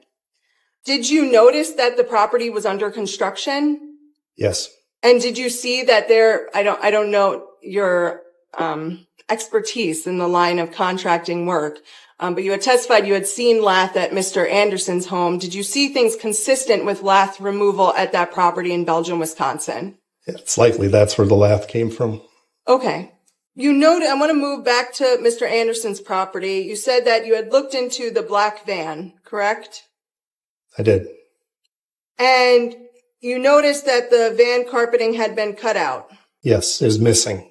Missing. You cannot definitively say your investigation didn't produce any definitive answers as to when exactly that carpet was cut out of that van, correct? Well, objection.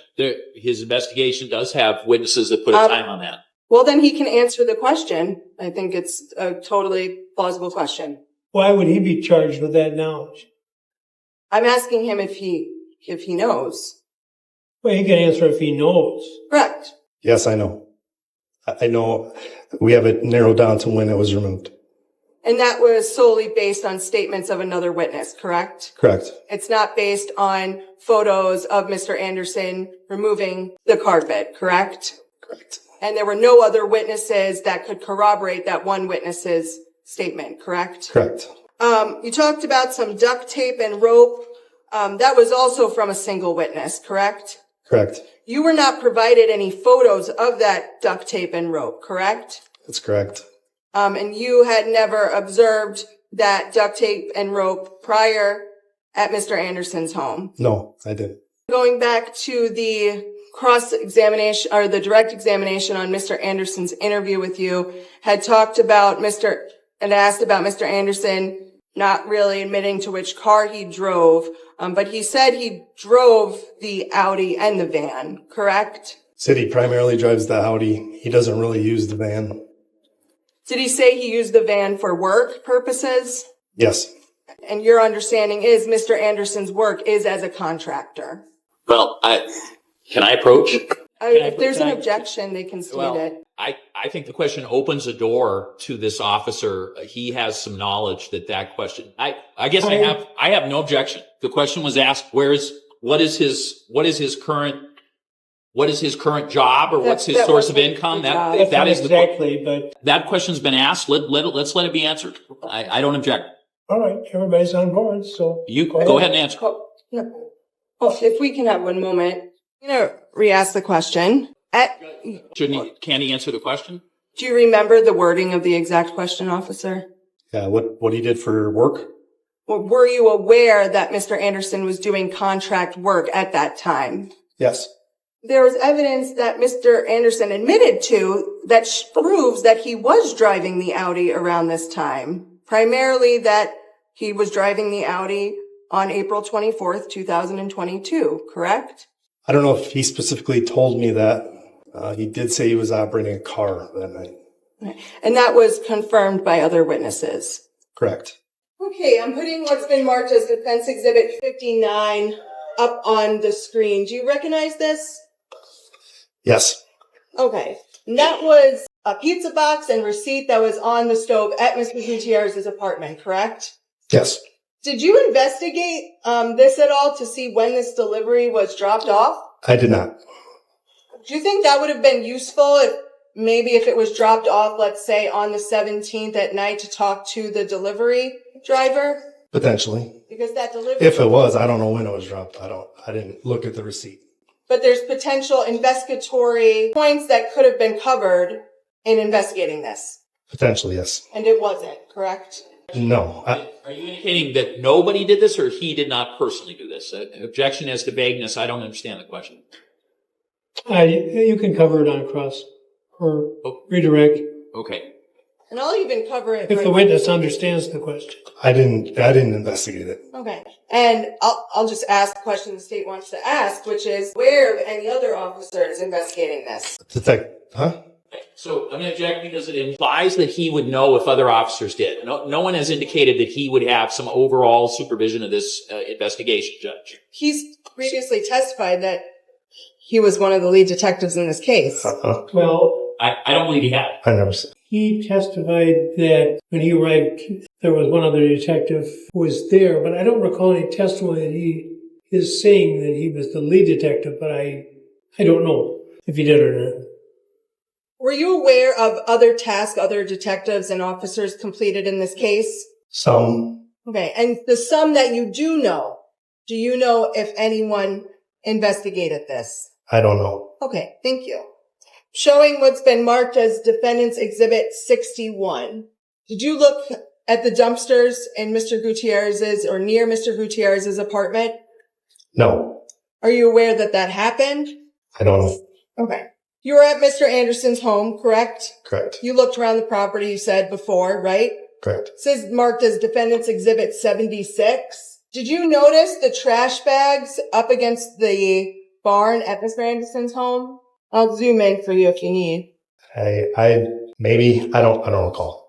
Okay. But you'd agree those are trash bags in this photo, right? That's what they appear to be, that, yes. Okay, great. Then you said when you were at Mr. Anderson's home, you had looked into the van, correct? Through Did the you window. look at the front window too? I believe I made my way all the way around the van. Okay, so I'm going to show you it's been marked as Defense Exhibit 62. Is this an accurate depiction of the front seat of Mr. Anderson's van? Appears as such. Okay. And there were tools in his van, correct? I believe so. You'd agree that those are tools or a toolbox of some sort on the front passenger seat. Yeah, tape measure, tools, looks like a tool bag. And you'd agree that there's a lot of cluttery stuff around there too, right? Yes. Okay. I'm going to show you what's been marked as Defense Exhibit 65. This is another view from the behind of the vehicle, correct? Correct. And you'd agree with me that there's a lot of dirt and stuff on the floor, correct? Looks dirty. Looks dirty. It hadn't been vacuumed or meticulously cleaned, correct? Doesn't appear as though. Okay. I'm going to show you another picture of the front, Defense Exhibit number 66. Again, lots of items, correct? Yes, very busy. And this is how it appeared to you on, was it the 20th of May? Yes. Okay. And another angle of the front seat taken from the passenger, Defense Exhibit number 67. Again, lots of items, correct? Yes. And this is how it appeared to you. From what I recall. Okay, great. Showing you more pictures of clutter here. Yeah. Defense Exhibit 68. This is the front of the vehicle, correct? Yeah, between the two front seats, looks like. And we still see a lot of that clutter? Yes. And that's how it appeared to you? What I recall. I'll show you another picture from inside the van. Defense Exhibit 69. I think you can see that dirt and trash a lot more clearly, correct? Yes. Does this look like a car that has been cleaned to you? Doesn't appear so. You said you also went to the tree farm to help with the search that was executed there. Yep. And you're aware that there was a burn pit at the tree farm? Yes. And multiple agencies had come to process that burn pit, right? Yeah, there was approximately 100 people that took part. And you were able to confirm that there was a controlled burn there on May 8th, 2020, correct? I believe that was the date. Yep. And that the owners of the tree farm had alerted the Ozaukee County Fire Department of that burn. I believe so, yes. Okay. So I'm just going to show you some pictures. This is Defense Exhibit number 70. This is part of that linear search of that burn pit, correct? Yeah, so I didn't take part in most of that search. I was doing other things. But that looks like the burn pit, and that looks like what they were doing. Sure. Searching. So maybe I'll just ask you then, you were aware that was a large operation? Very large, yes. And they didn't find any human remains there, correct? Not that I know of. And they didn't find any bloody evidence there, correct? Not that I know of. Back to Mr. Gutierrez's home, I'm going to show you what's been marked as Defense Exhibit 58. The number of his apartment building, 3709, that you can see that in this exhibit, correct? Yes. And that 3709, you can see that from in the parking spaces right in front, correct? Yes. And you had been at this scene during the day and at night, right? No, I was there during the day. Not at night? As part of your investigation, you talked to an individual named Kim Labora. I did? Kim Labora? She also goes by Dendum Labora. I can go get your reports if that would help. Yeah, you need to clarify that one. Yep. We talked to a ton of people, so. Yeah, I'll stipulate to the, if you want to refresh, you can, but if you just want to. I do want to refresh. Okay. Thank you. Could hold those ones in the red file till tomorrow. Okay. No need to apologize. Kim. Oh, done. Okay. Counsel, for purposes of the record, you don't want him to read it out loud. You're just refreshing it. For the purposes of the record, I've handed the detective a copy of his own report to refresh his recollection. Does that help? Yes. Phone records were obtained in this case from Mr. Gutierrez, correct? Yes. I'm going to show you what's been marked as Defense Exhibit 75. This phone record shows that these are Mr. Gutierrez's phone records, show that he called a Kim Facebook on 5/17/2020 at 8:49 p.m., correct? Appears as though yes. And that when we look further up, there's a duration column, and the duration of that phone call was 17 minutes, 4 seconds, correct? Appears as though, yeah. So if there was a phone call that started at 8:49, that lasted 17 minutes, that's going to put that phone call to approximately 9:06 p.m.? Yes. Okay. Thank you. Judge, if you wanted to take a break. Let's take a break. Go ahead. Thank you. All right, I'm pulling up what's marked as Defendant's Exhibit 63. This is a picture of the dash in Mr. Anderson's van, correct? I'm going to object, Judge. The detective has indicated he took a brief glance in without entering the van. I don't believe he's a witness who would be able to talk about details of areas in the van that are not the cut area in the back or the bleached area that he's testified to. So this is a close-up view. He says he took a brief glance. I don't think he's a qualified witness to testify to this exhibit. He can respond if he doesn't know the answer. I don't know what that is. Okay, that's fine. I'm going to ask you about some dates and what you reviewed. If you need your recollection refreshed, just let me know. Do you remember on May 25th, 2020, reviewing video footage from a High Line gas station? Yes. That gas station was located near Mr. Anderson's home, correct? I believe it was at the interstate near the tree farm. It was in Ozaukee County or Sheboygan County then? Ozaukee? Okay. I'm guessing. I'm sorry. It's fine. I could give you the locations you put in your report. I don't know if that would help. You said Please. Located at Interstate 43 and County Road D. Correct. Okay. Yep. So Ozaukee County? Yes. The reason that gas station was important was because if Mr. Anderson had traveled to the tree farm or back from his home, he would have passed that gas station, correct? Objection. The detective would have no ability to know the route that somebody took to get to someone's home. Presumably there's a number of highways, number of roadways. I'll rephrase it. Why was getting and reviewing the surveillance video of that location important to law enforcement in this investigation?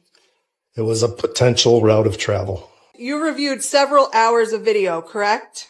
For the Highline gas station. Yes.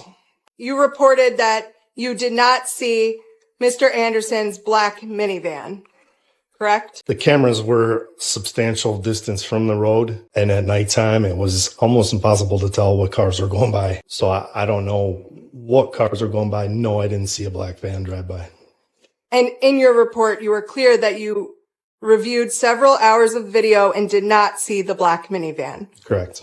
You also indicated that on May 26, 2020, you continued to review video surveillance, correct? Of what? What surveillance are we talking? Yeah, I was hoping you could answer that. Can I show you your report? Sure. Did that refresh your recollection? Yeah, so we had hours and hours and hours of video from multiple locations we took. I didn't document what I looked at there. We reviewed several locations. I don't know specifically what I was talking about when I mentioned that in my report. But is it a fair guess that those were locations of interest due to potential traffic patterns of Mr. Anderson? Potential routes, yes. And in your report, you noted that you observed nothing of evidentiary value, right? Correct. And can you explain to the jury what nothing of evidentiary value means? I saw nothing regarding a black van, a black Audi, or anything related to Mr. Anderson. I have no further questions subject to redirect. You were just asked about some video that it sounded like it was a gas station location that you looked at. Yes. And that appeared to be on May 25th, 2020, correct? Correct. You wrote a report that memorialized those fascinating hours, I assume, right? Yes. Counsel read to you, I reviewed several hours of the video and did not see the black minivan. Do you recall that just being read to you? Yes. Is the next sentence in your report, however, the video was from a great distance, making it difficult to make out traffic, especially during the hours of darkness. Is that what you say next in your report? That's what I testified to as well. When counsel read to you the first sentence, you had already also tried to testify as to the second sentence, and it's also in your report. Is that right? If you just read it, it's in the report. You have no reason to dispute it. Would you like to take a look? Sure. I'm going to object. This witness has already testified to that contents, and the video was poor quality and it was dark. So that's the next Yeah. So I'm just going to ask you to take a look at your report and ask you, do you agree that after the first sentence that was read, there is a second sentence and it's what you testified? Yes. Okay. So it's also in your report. Is that right? Yes. You were shown on the doc cam before the break the signage indicating what the 3709 address for apartment 1B. You recall that? Yes. That picture was one where you said that the sign was visible, correct? Like would be visible from the road. Yes. Do you recall from testifying? 15th Street, right? From the road. Does it appear to be a daytime photo if you can tell? It is. Okay. At nighttime, would you expect there to be substantially different visibility? I'm going to object. I asked this witness if he had been there at night, and he had said he had not. So it'd be purely speculative. No, I think he could. Go ahead. At night, would you expect that signage to be significantly more difficult to read? I would believe that to be a safe assumption. Okay. It's dark. And on the 17th of May, do you believe it to be heavy? Was it heavily raining? Yes. Was it heavily raining at night?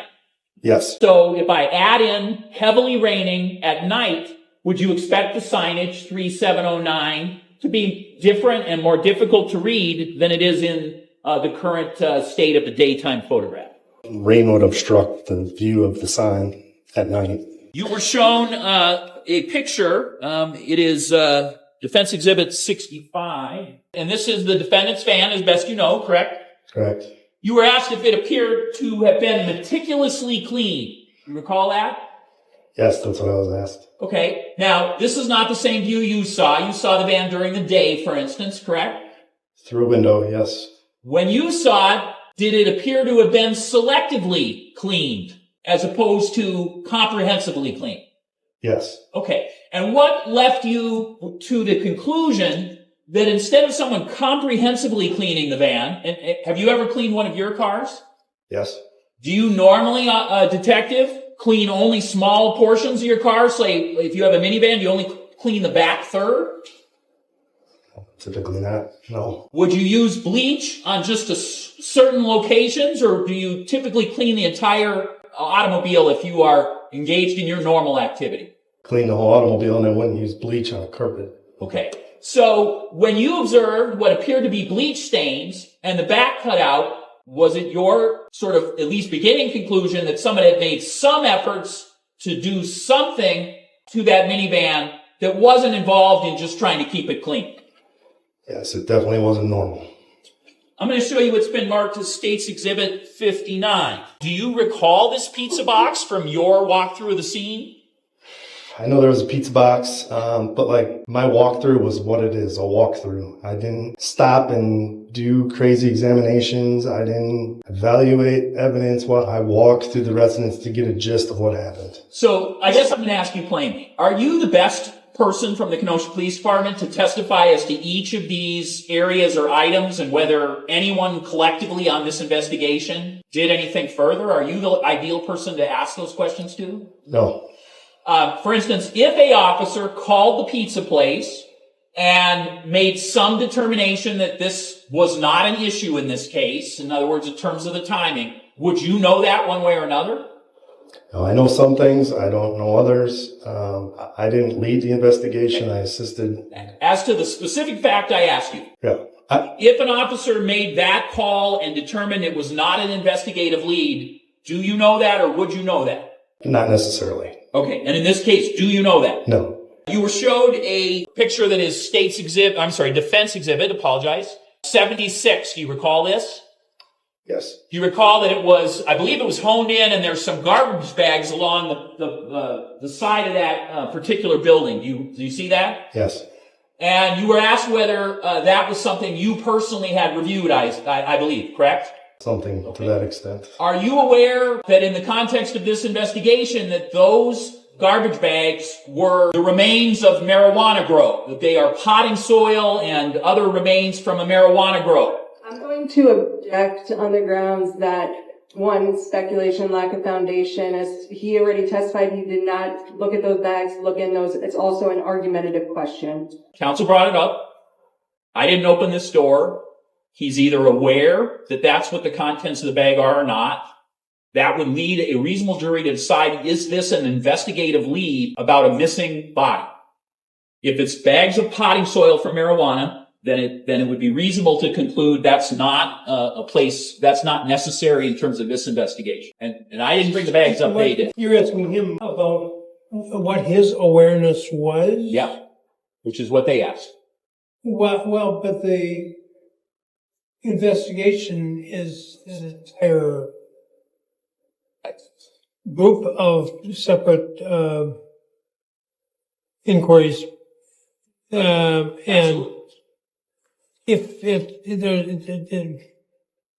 having an adequate investigation also involves proper coordination. Yep. Of various reports and observations. So you're asking him if he is aware. Right. Which is my redirect question to their specific cross-examination. I'm using the same phrasing. He's either aware of it or not. If he's unaware of it, obviously I would have to put in any affirmative evidence of it with some other witness. But this is a question of whether he's aware, because the topic I assume what my redirect is directed at is, if I'm correct that these are marijuana potting soil bags, a quantity of them, then obviously they don't have an investigative lead quality here. And again, that's argumentative. Apologize, they brought it up. So now the objection is sustained. As to his awareness. The question is to his awareness. Yes. Okay. All right. You were asked by the defense on cross-examination counsel on whether there was any videotaping of the defendant cutting the carpet out of the van. Do you recall being asked that question? Whether there was any videotape available of him, of the defendant cutting the carpet from his van during this period of time. or pictures, either No video or photos. pictures? Yeah, there was no photos. Okay. Would you expect someone who is trying to remove blood evidence from their van to videotape themselves or take pictures of themselves during that process? Is that something you would expect? I'm going to object. This question is tending towards argumentative. You were asked whether on cross-examination, whether Anderson's home had any body parts at its location or any other blood evidence. Am I correct that the search warrants at Anderson's home were 2 days and 3 days after the time you believe that Mr. Gutierrez was murdered? Yes. Do you have any specific reason to believe that at any point that Mr. Anderson either stored the body at his home or did any of the blood work at his own home? Do you have any reason to believe that? No, we found nothing to suggest that. Would a person having 48 hours to no longer be in possession of the body of Rosalio Gutierrez or of any of the blood evidence, would a person have enough time during that period of time to either not have that evidence at their home and also to dispose of that evidence? Is that a sufficient amount of time? I'm going to object. This is beyond the scope of my cross-examination, and it's also argumentative. As to the first objection, as I think I commented the other day, I am always hesitant to limit an examination as not within the scope, unless it's really things that ought to have been fully covered earlier. So I'm going to overrule you on that, on the fact that it's argumentative and speculative. I thought the argumentative objection is me being argumentative with a witness. I'm not aware of argumentative being, that there being another form of argumentative. I thought it meant to be. There are two forms. Okay. One is arguing with the witness, which is really a branch of things that ought to be taken up in argument. And the lawyer is simply attempting to have the witness testify in a way which is a substitute for the argument. That's really the principal problem with argumentative questions, but it can be both. But it's also speculative. I mean, I think your question is, and correct me if I'm wrong, I think your question is, how long does it take to dispose of a human body? Or, well, not how long, but can it be done in 48 hours before this search warrant is done? Don't know. Well, I don't. okay. I've had lots of pathologists up here and who probably have it before this day is or before this case is done. Oh no, we won't. No, not in this case. But that would be speculation as to how long it would take to dismember or otherwise dispose of a human body. I'm not aware of any specific evidence that there was a dismemberment. One can just bag up a human body and place it in a dumpster. Also true. Okay. Well, but dismemberment might be the more efficient way to do it. I don't know. Possibly. Go ahead. No, but the objection is sustained. You were asked whether you saw a picture of the defendant in a flannel shirt. Do you recall that? Yes. And when that picture, and you don't know when the date of that photo was. I don't. Your reason for focusing on that flannel shirt is you have multiple witnesses who told you that just hours before Rosalio Gutierrez is murdered, in your belief, that he's wearing that shirt. Is that correct? I'm going to object again on argumented grounds and foundation. There's been no testimony as to what time it's believed that Mr. Gutierrez was murdered or went missing. Problem I'm stumbling on with question is what the detective's belief is. As I say, this gets into the argumentative, the subject we were just talking about. This is really part of your argument later in the case that is being attempting to be extracted from the witness. In order to respond, seems to me has to employ a lot of speculation. Well, he has a working theory as to when this occurred. And he is, remember the flannel shirt is a focus of the search. Cross-examination question was, well, you're basing this just on two witnesses. You have no photo at the time. It is redirect to say, well, you have two witnesses and they are close in time because we have no photograph of him that day. They are close in time to your working theory of when Rosalio Gutierrez is killed. So that counters with his testimony that his basis of focusing on the flannel shirt is that multiple witnesses say just hours before Rosalio Gutierrez is murdered per his working theory based on electronic evidence, etc., that they see him wearing this flannel shirt. So it's not remote in time, which is the suggestion of the cross. And so the redirect is to show that, not that it's true, right, but that he's been provided information that it is recent in time. If I may respond. All right. Thank you. First, if the state wants to ask, do you have a theory about when Mr. Gutierrez went missing, then that's the proper question to ask to lay the foundation for the series of questions, not to ask a speculative, argumentative question without laying that foundation. I have not heard any testimony from detective about his theory of when Mr. Gutierrez went missing or was killed. So again, I maintain the objection. Counsel and Cross did not ask any foundational questions in that regard either. Why would he have to explain the theory if he's simply indicating it's near in time? Well, given the opening statement that was made by the defense, I think that the existence of a, quote, working theory, unquote, may be a line that you might want to pursue and could. That's not entirely clear thus far. And number two, the way it's being presented is, in my opinion, argumentative, and also it's speculative. Objection sustained. When were you told that the two witnesses who are your source that the flannel shirt was being worn, what was your understanding of the time that they indicated they last saw the defendant in the flannel shirt? I believe it was around 4:00 Sunday. Okay, Sunday is May 17th? Yes. Are you a person who has knowledge of the electronic evidence of this case, at least in the general sense? I know some. Okay. And on the same day, is Mr. Gutierrez believed, based on the electronic evidence and his absence of any more responses after, is he believed to have been killed at a time in the area of 10 p.m.? I'm going to object. This is already extremely leading. Between 9 and 10 p.m. on the same... Wait a minute. I apologize. I thought you said yes. I apologize. Oh, I'm sorry. I said it seemed it was leading. Okay, I'm on redirect. Right. Okay, so I'm trying to direct him to the place that the court asked me to. The only other avenue I would have to ask this question is to ask him to explain what time, when he is not the detective who formulates that. The objection to a leading question based upon the fact that is suggestive of the answer, and the form of your question was suggestive of the answer. What time period, in your knowledge, detective, is the time period where it appears that Rosalio Gutierrez has been murdered? Between 9 and 10 on Sunday the 17th. That's the same day as as you've indicated, around just before 5, that the two witnesses saw him in a flannel shirt that seems to match the picture. That flannel shirt, yes. You were asked whether Michael Campbell had offered you information that on May 17th, that his phone was at the home of Rosalio Gutierrez at some point. Do you remember being asked that question? Yes. You knew that Michael Campbell was a friend of Rosalio Gutierrez?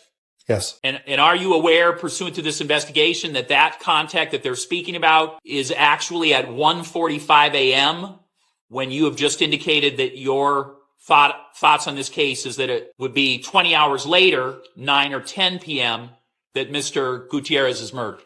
So it would be 20 hours earlier. Are you aware of that? No. You were shown a picture of the bedroom of Rosalio Gutierrez. Do you recall that picture? Yes. And that picture had a window in the far side of it, correct? Yes. Are you also aware that the reports in this case is that the slider that would face the street was also found open in this case? Yeah. I don't know. Oh, you don't know? Okay. I'm sorry. The sliding door yeah. In the living room. Yeah. I thought we were talking about the bedroom window. I apologize. I meant the sliding door in the living room. Are you aware that was found open? That's what I was told, yes. The screen was closed? Yes. Okay. So that would be another logical method of entry, correct? Yes. Simpler method of entry than climbing in a window, correct? Yeah. The blinds were in no way disturbed that you saw in the picture, were they? Not that I saw. Did that picture include notes on it? I'll show you. I believe on the pillow on the bed. Judge, if I can have a sidebar on this issue of line of questioning. You probably haven't had an opportunity to see all of my brother's pictures in the bed. So why don't we take 5 minutes to be able to do that? Opening day is coming. Please don't talk about the case during this very short break. The preemptory position that the defense was noting here is there is a piece of paper on the pillow on the bed that's a note from Mr. Gutierrez's daughter. The defense's position is that the contents of that note are not relevant to this case. I could see the potential argument that the state would want to make by introducing that there's a note on the pillow if they're going to try to loop in that, oh, he must have not slept there then that night of when it was put there. That's fine. But the defense would object to going into what the note says based on the fact that it's not relevant. And the defense's position would be that the introduction of what's in that letter would be simply to garner sympathy and appease to the emotions of the jury, which would be inappropriate. I intend to just simply indicate the first thing the counsel said. I did not intend to ask about the contents of the note. I just intended to ask, is this a note that was determined to be a note from the daughter? When was the daughter there? She was there Sunday into the afternoon. And that is a piece of evidence that the bed was never slept in after May 17th. I didn't intend to go through the content. In fact, I'm not sure he'd be able to read the content of the note. So. And I think too, I mean, there's no evidence if it's from her daughter, the daughter or the son. So as far as who the note's from, I think too is irrelevant. I think if the state wants to say there's a letter on the pillow, that should be the extent of the inquiry. It's signed. Is it signed? It's signed by the daughter. Yeah. Again, I'm not going to get in the content because I don't want her name to come up other than that it's the daughter. But again, I think it is another way to time this out. This is an exhibit introduced by the defense for this witness. So obviously we have other witnesses coming, but I think it's valid redirect. Well, here's the problem, and I'm not criticizing anybody. This case is coming in with an enormous amount of evidence, which ordinarily would be totally inadmissible. And you said it a moment ago when we first started talking about this, you referred to it as a note which has been determined to be from the daughter. So there's some more that we're not apparently going to get into, but it's an example of how things without any sponsorship are getting into the record. And it really is bothering me quite a bit. Now, I'm not saying anybody's done anything that isn't right, but sooner we can move into what would ordinarily be received as circumstantial evidence, the better. Apparently, this is not a problem which is going to torment us, so I'm not going to worry about it, but just make a timely objection if you think something's going on that oughtn't. Okay? Can we get a ruling, though, on the scope that the state can go into as it relates to that? As I said before, I really can't pre-screen. Understood. So I'll just go into. Understood. I will then just renew the objection where I find appropriate. Thought his purpose, I understood, was to demonstrate that it did not appear that the bed had been slept in during the period indicated. Since she left, since the note was placed there. Yeah. Right. Okay. Didn't I veto a couple of them? No, I didn't. I should have. What's that? Found on a contempt, yes. Shall I proceed? You please do. Okay. Detective, I again ask you to turn your attention to Defense Exhibit 60. You've indicated previously that's the bedroom. Is that correct? Correct. There was no blood evidence that you saw, again, in your opinion, in this room. Is that right? Not that I saw. Conditions were muddy and rainy on this day. Is that correct? Yes. Was there any evidence on the windowsill that you yourself noticed that somebody would have entered knowing that it was wet and rainy over the last several days? Not that I saw, but I also can't say I examined it thoroughly either. That's not something you focused on? No. Is there a pink note on the bedroom pillow in this depicted here?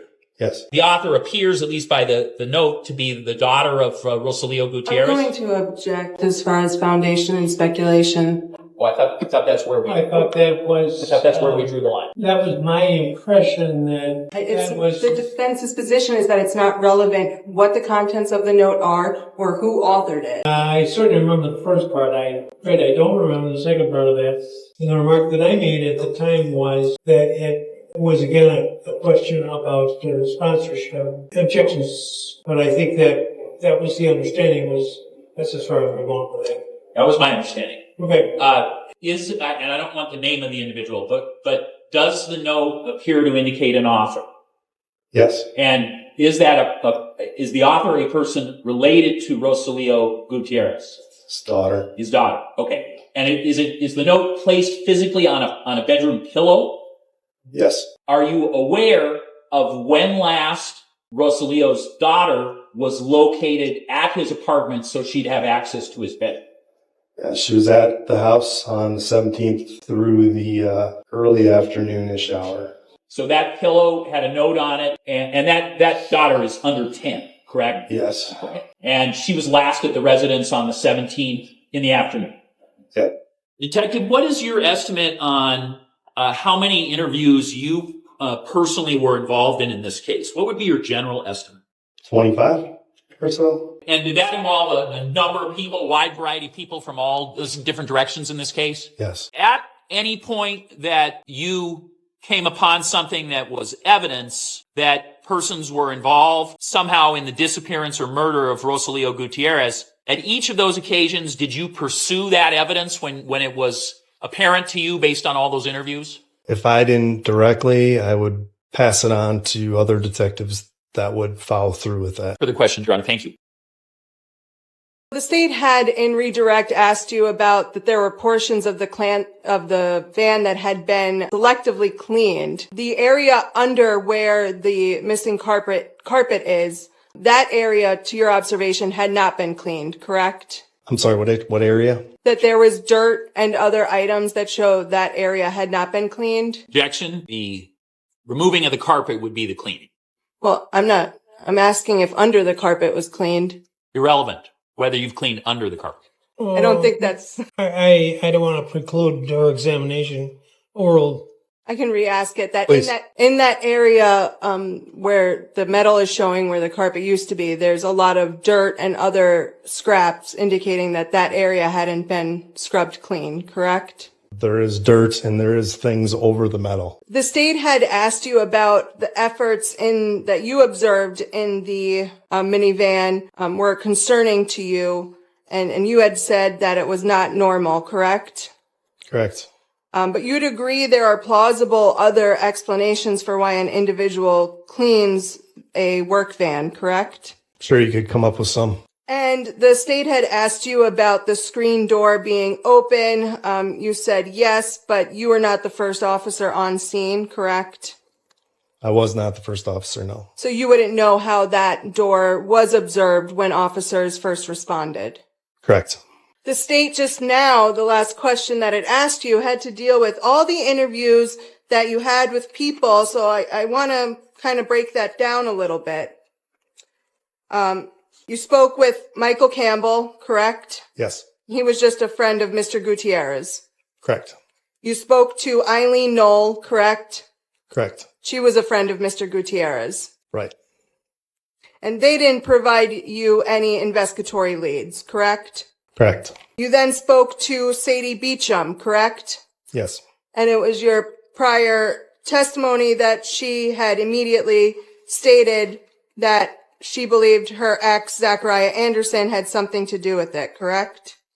Yes. And you followed up on that one, right? Yes. All right. And you also spoke to Olivia Anderson, correct? Yes. And that was in relationship to Mr. Anderson, correct? Yes. You interviewed Mr. Anderson himself, right? Yes. And you interviewed Christine Remsburg, correct? Yes. That was the girlfriend of Mr. Anderson?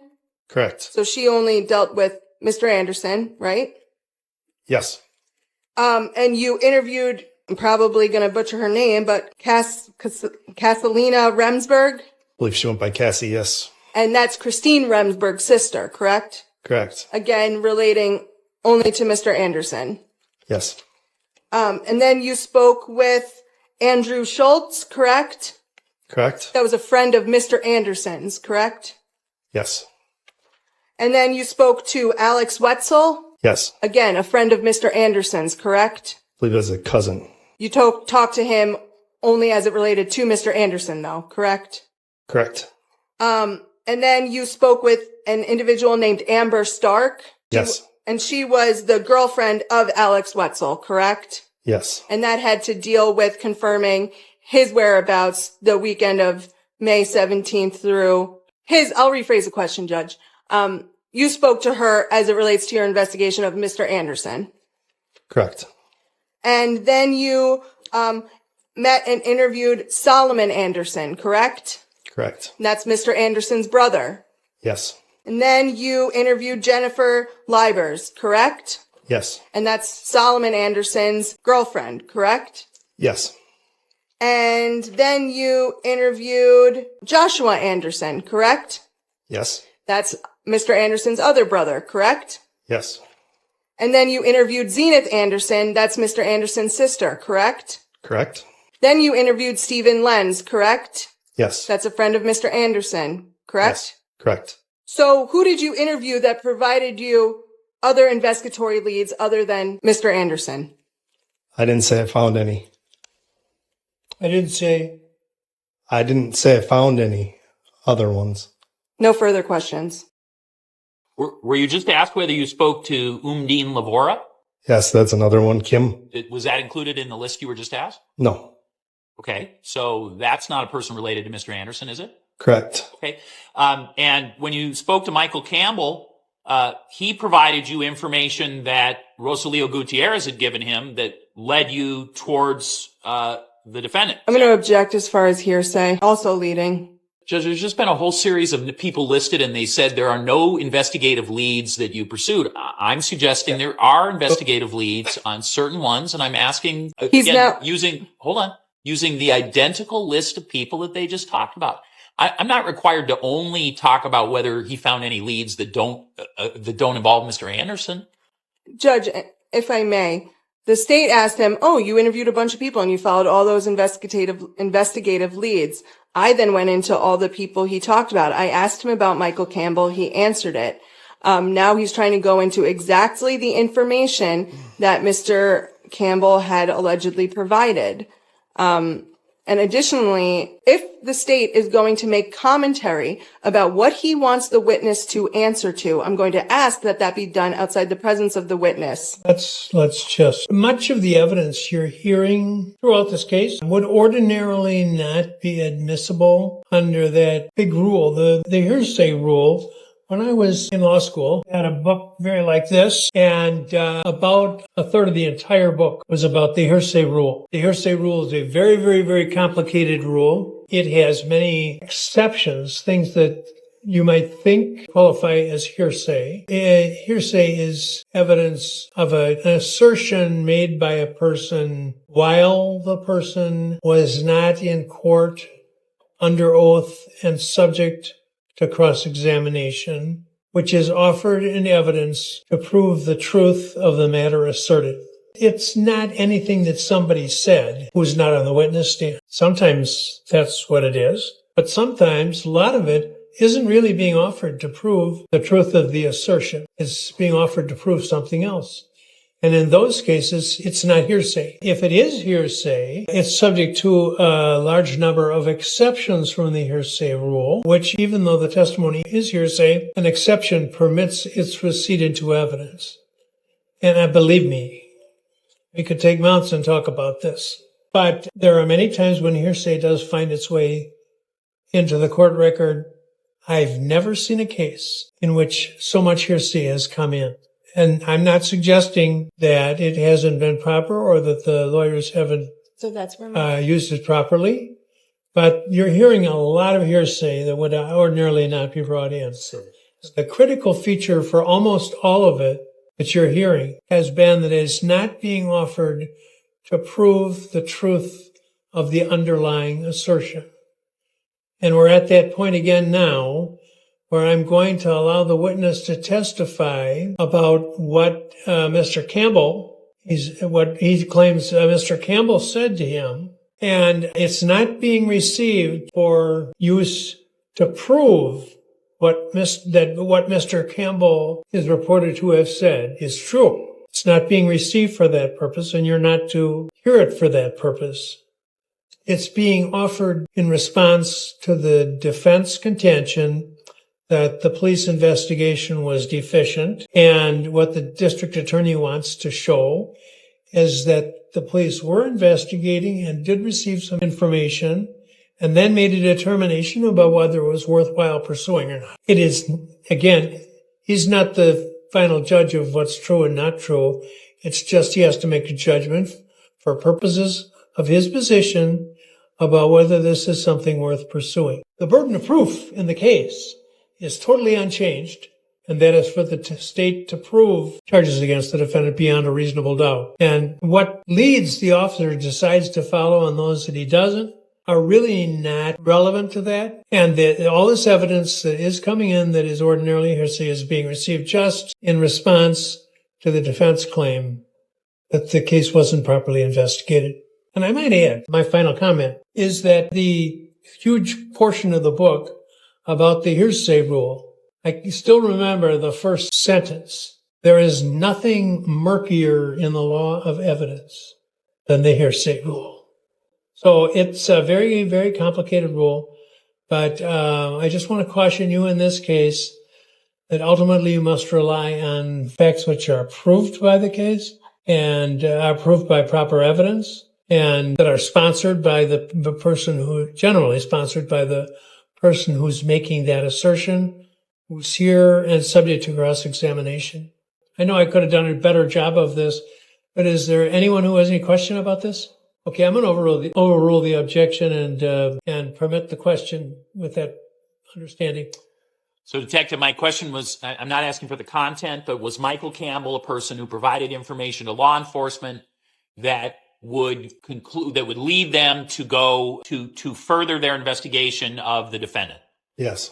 Did Eileen Knoll, when questioned about what circumstances she was aware of and helpful on, that caused you and other law enforcement to further direct your investigation towards the defendant? Yes.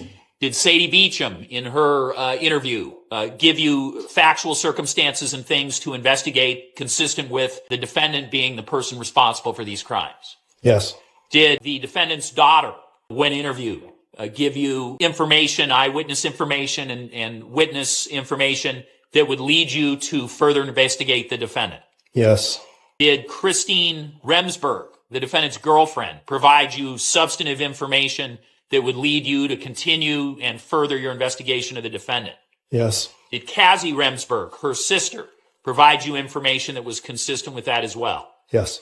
Did members of the defendant's family provide some information that would direct you towards the defendant and continue your investigation focused on the defendant? Yes. Did Stephen Lentz, when interviewed, lead you to have additional information that would lead you towards the defendant? Yes. So all of those people, when you interviewed them, again, led you in terms of following evidence towards the defendant. Is that correct? Yes. Nothing else. Those people that led you to information about Mr. Anderson, none of them provided any information that they saw Mr. Anderson at Mr. Gutierrez's apartment on May 17th, 2020, correct? Jackson, that's outside the scope of my question. I think it's exactly in scope of his questioning. Well, actually, as I've repeatedly said, I'm usually not too rigorous in the application of that rule, but we're getting close to the point where my rigor may return. So you can have an answer to this one. Could you repeat, please? The state just asked you whether the individuals you talked to gave you information that pointed you in Mr. Anderson's direction. And I'm asking if any of those witnesses, or actually stating none of those witnesses, provided you information that they saw Mr. Anderson at Mr. Gutierrez's apartment on May 17th, 2020. Correct? Correct. Nothing further. Nothing on that specific question. All right. You may step down.